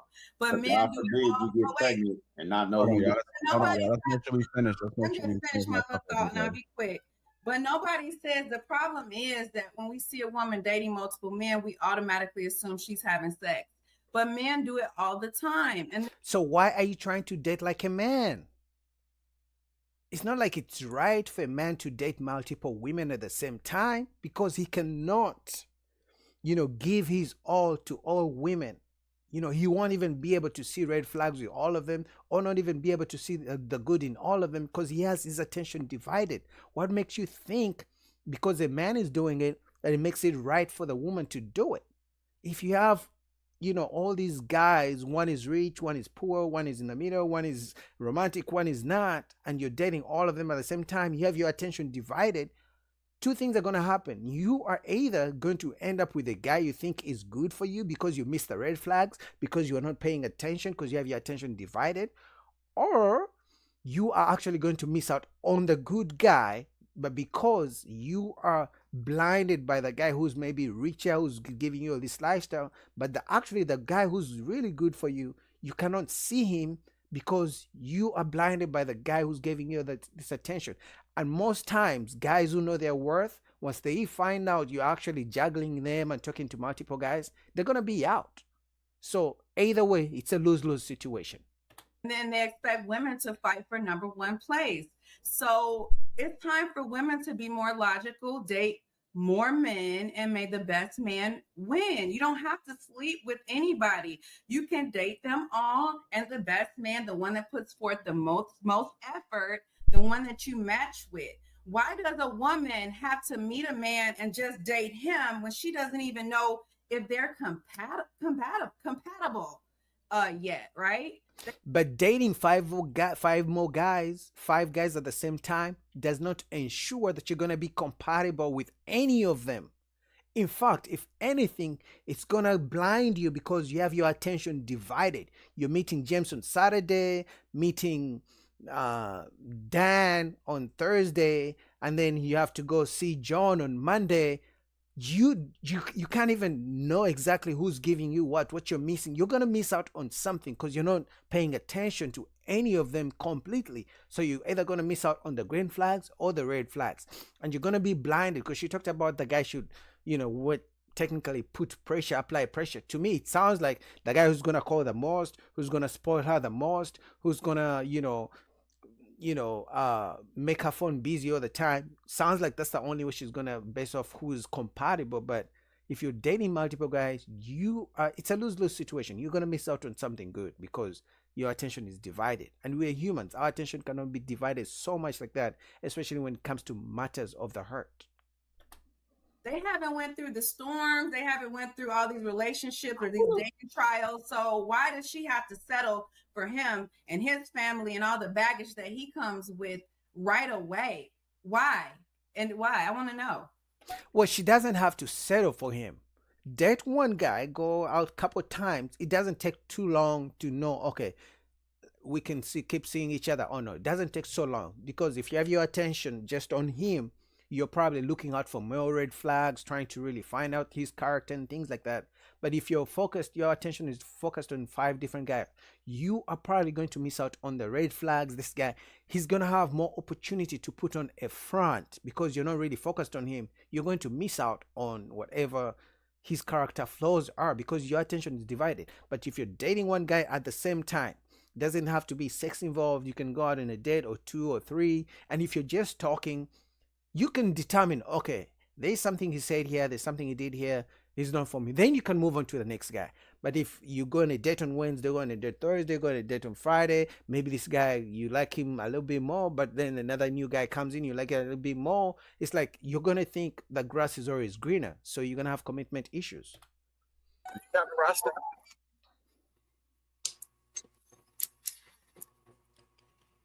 I think she heard you, Mike. Are we I say somebody, do you have a roster? Are you condoning? Oh damn! I thought I was unmuted. Listen, I'm sorry. I gotta ask you. Why do y'all all? Well, first of all, who waits till they go through a storm before they enter a relationship with someone? That's first. Second of all, why do y'all always have a commercial attached to y'all singleness? It's always single and loving it. Do you ever hear men say single and loving it? You know what? Y'all be. Let me tell y'all why y'all be hoes when y'all talk about having a roster. Because whether you're sleeping with these men or not is irrelevant. Amira, let me ask you a question. How many men that's not your man do you want to touch you? None. Who says you're dating and allowing these men to touch you? Y'all are so sexy. I'm asking a question to make a point. I'm asking a question to make a point. So now we got away from sex, right? Because clearly, let's not talk about touching because I mean, there are hugs. You're hugging these men. Now, if you're saying you're going on a one date and you never see the guy again, I understand, but we know that's not the case. You know, if you're talking to 6, 7 different guys, chances are you like 3 of them. You like something about them, so you're not going to see them one time. So the longer you talk to them, the longer you're getting closer because you're getting more connected, the more chances of it comes from hugs to holding hands to pecks to kisses. So he's right. He's not saying the first time you meet him he's going to touch you, but over time, if you keep talking to these men as you're still figuring out who's the man for you, the touching is going to get involved. It doesn't have to be sex, but the touching is for sure is going to start. Let me make the point I'm trying to make. And then you can go ahead and when I'm single, I have a roster. I don't touch nobody. Right, and you be hoeing. And I put them all through hell. You be hoeing. That's facts, because no man is going to sit around for you to explain how you're talking to 10 different other guys while you're dating him to figure out whether they're touching you or whether you're sleeping with them or not. Any man of self-worth, once he knows after his date, you're going to a next date tomorrow with another guy or maybe even the same night, any man of worth and he knows he's investing his time, he's going to leave because it's never going to work out. Your attention is too divided. You're going to either miss on the red flags or on the green flags on any of those men because you're caught up in the dopamine effect of talking to different guys. Your mama be hoeing. Oh my God. She's triggered. Hold on, go back. Oh my God. Who raised? That meant I put them all through hell. Hold on, when I'm back. single, I have a roster. I don't touch nobody. Right, it's a privilege. It's a privilege. And I put them all through hell. You be hoeing. Your mama be hoeing. Oh, it's getting spicy. Everyone is triggered.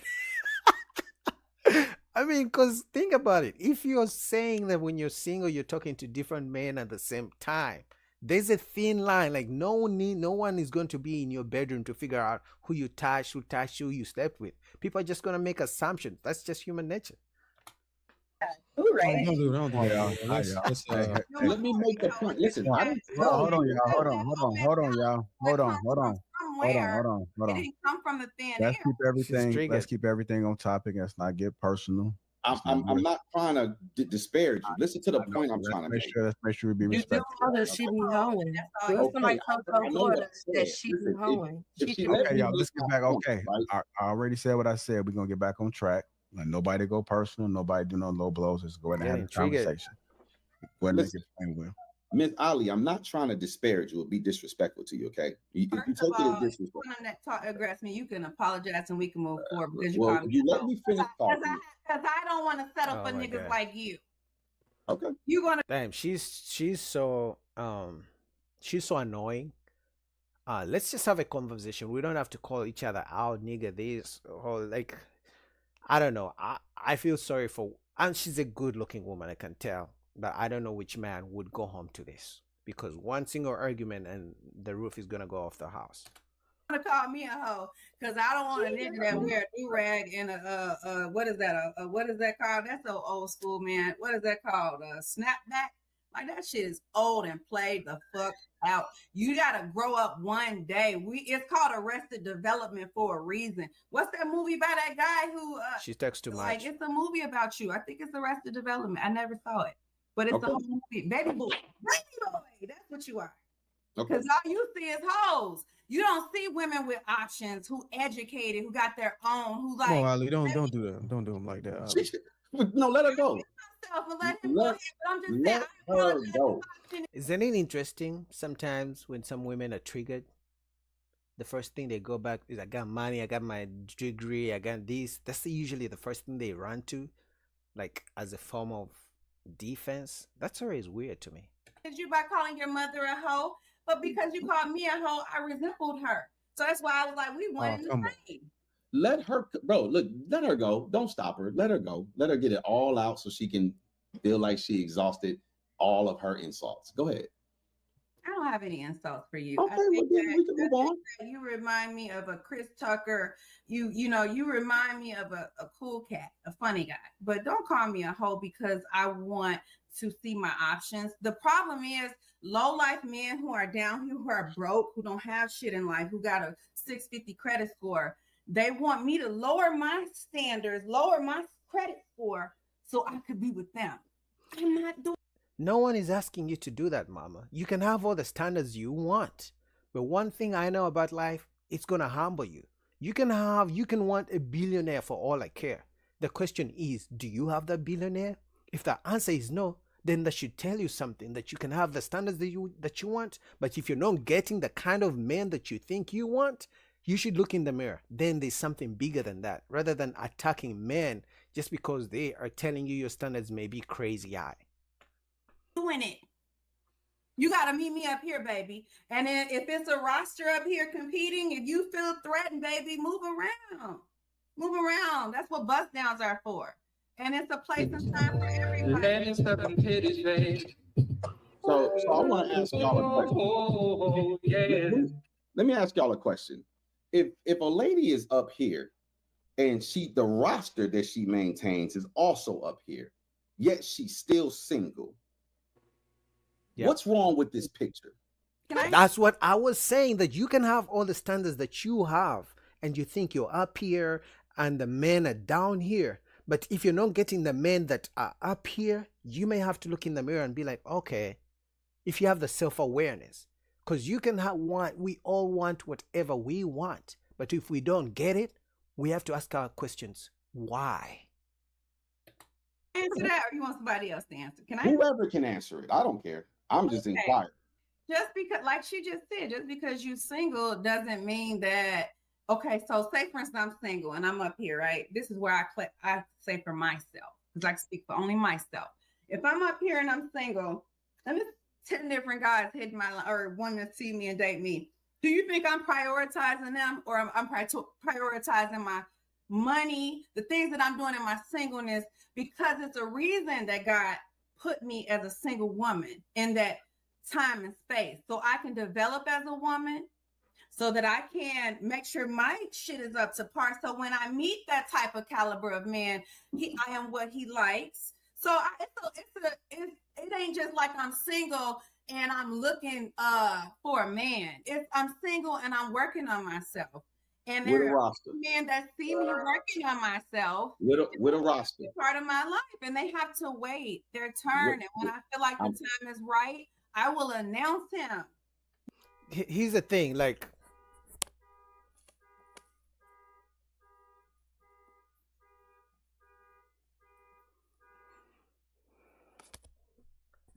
here's the thing, right? She can say all that she wants to say, but let's be honest, as humans, if God told us that, hey, if God could talk to us directly and be like, hey, here's your person, here's the woman you've always wanted, here's the man you've always wanted, we will all take the person, right? But she's making it seem like she gets good men, but she's too focused on herself, so she doesn't give them a time of day. But we know that's a lie. Even if she's here, but she's not getting men here, that's why she's single. It's not like she's getting men up here, but she just doesn't want them. No, she doesn't get the men that she thinks she deserves. So again, it goes back to the question. What are you doing wrong to think you deserve a man here, but the men who are up here don't want you, and you have none of them? You're single. There should be a reason for that. You want me to know? You would think I'm single right now until I get No. a ring on my finger. Okay, That's make really the what it point so I can. You single, highly educated, successful woman, single with a roster, but God has her single and she working on herself, entertaining 10 plus men. Okay, if that ain't hoeing, ladies and gentlemen, I don't know what hoeing is. Now, I'm not calling you a hoe. I'm talking about the behavior. Now, if you allow me to finish. So if these women are not sleeping with all these men, what's the use? cool. These women are not being touched, don't want to be touched by all these men. So what are we talking about? Are we? That's a good question. Because if you're not sleeping around, but you're also not interested in a relationship, but then you're going on dates with different men but then you're saying you're happy single. So why are you dating different men at the same time? Is it the lifestyle? Is it the free dinner date? Is this why exactly are you wasting their time? Because you cannot say in the same breath how you're up here and the men must meet you there, but then you also don't want to be in a relationship, but you're also dating 10 different guys. So what's the use? Like, how does that benefit you? How does that benefit the man? And in the long run, how does that benefit the community if the goal is marriage and community and family? You see what I mean? Like, this is so crazy. But anyway, man, shout out to JR, shout out to Lapif. I'll put the link down below. Till next time, peace.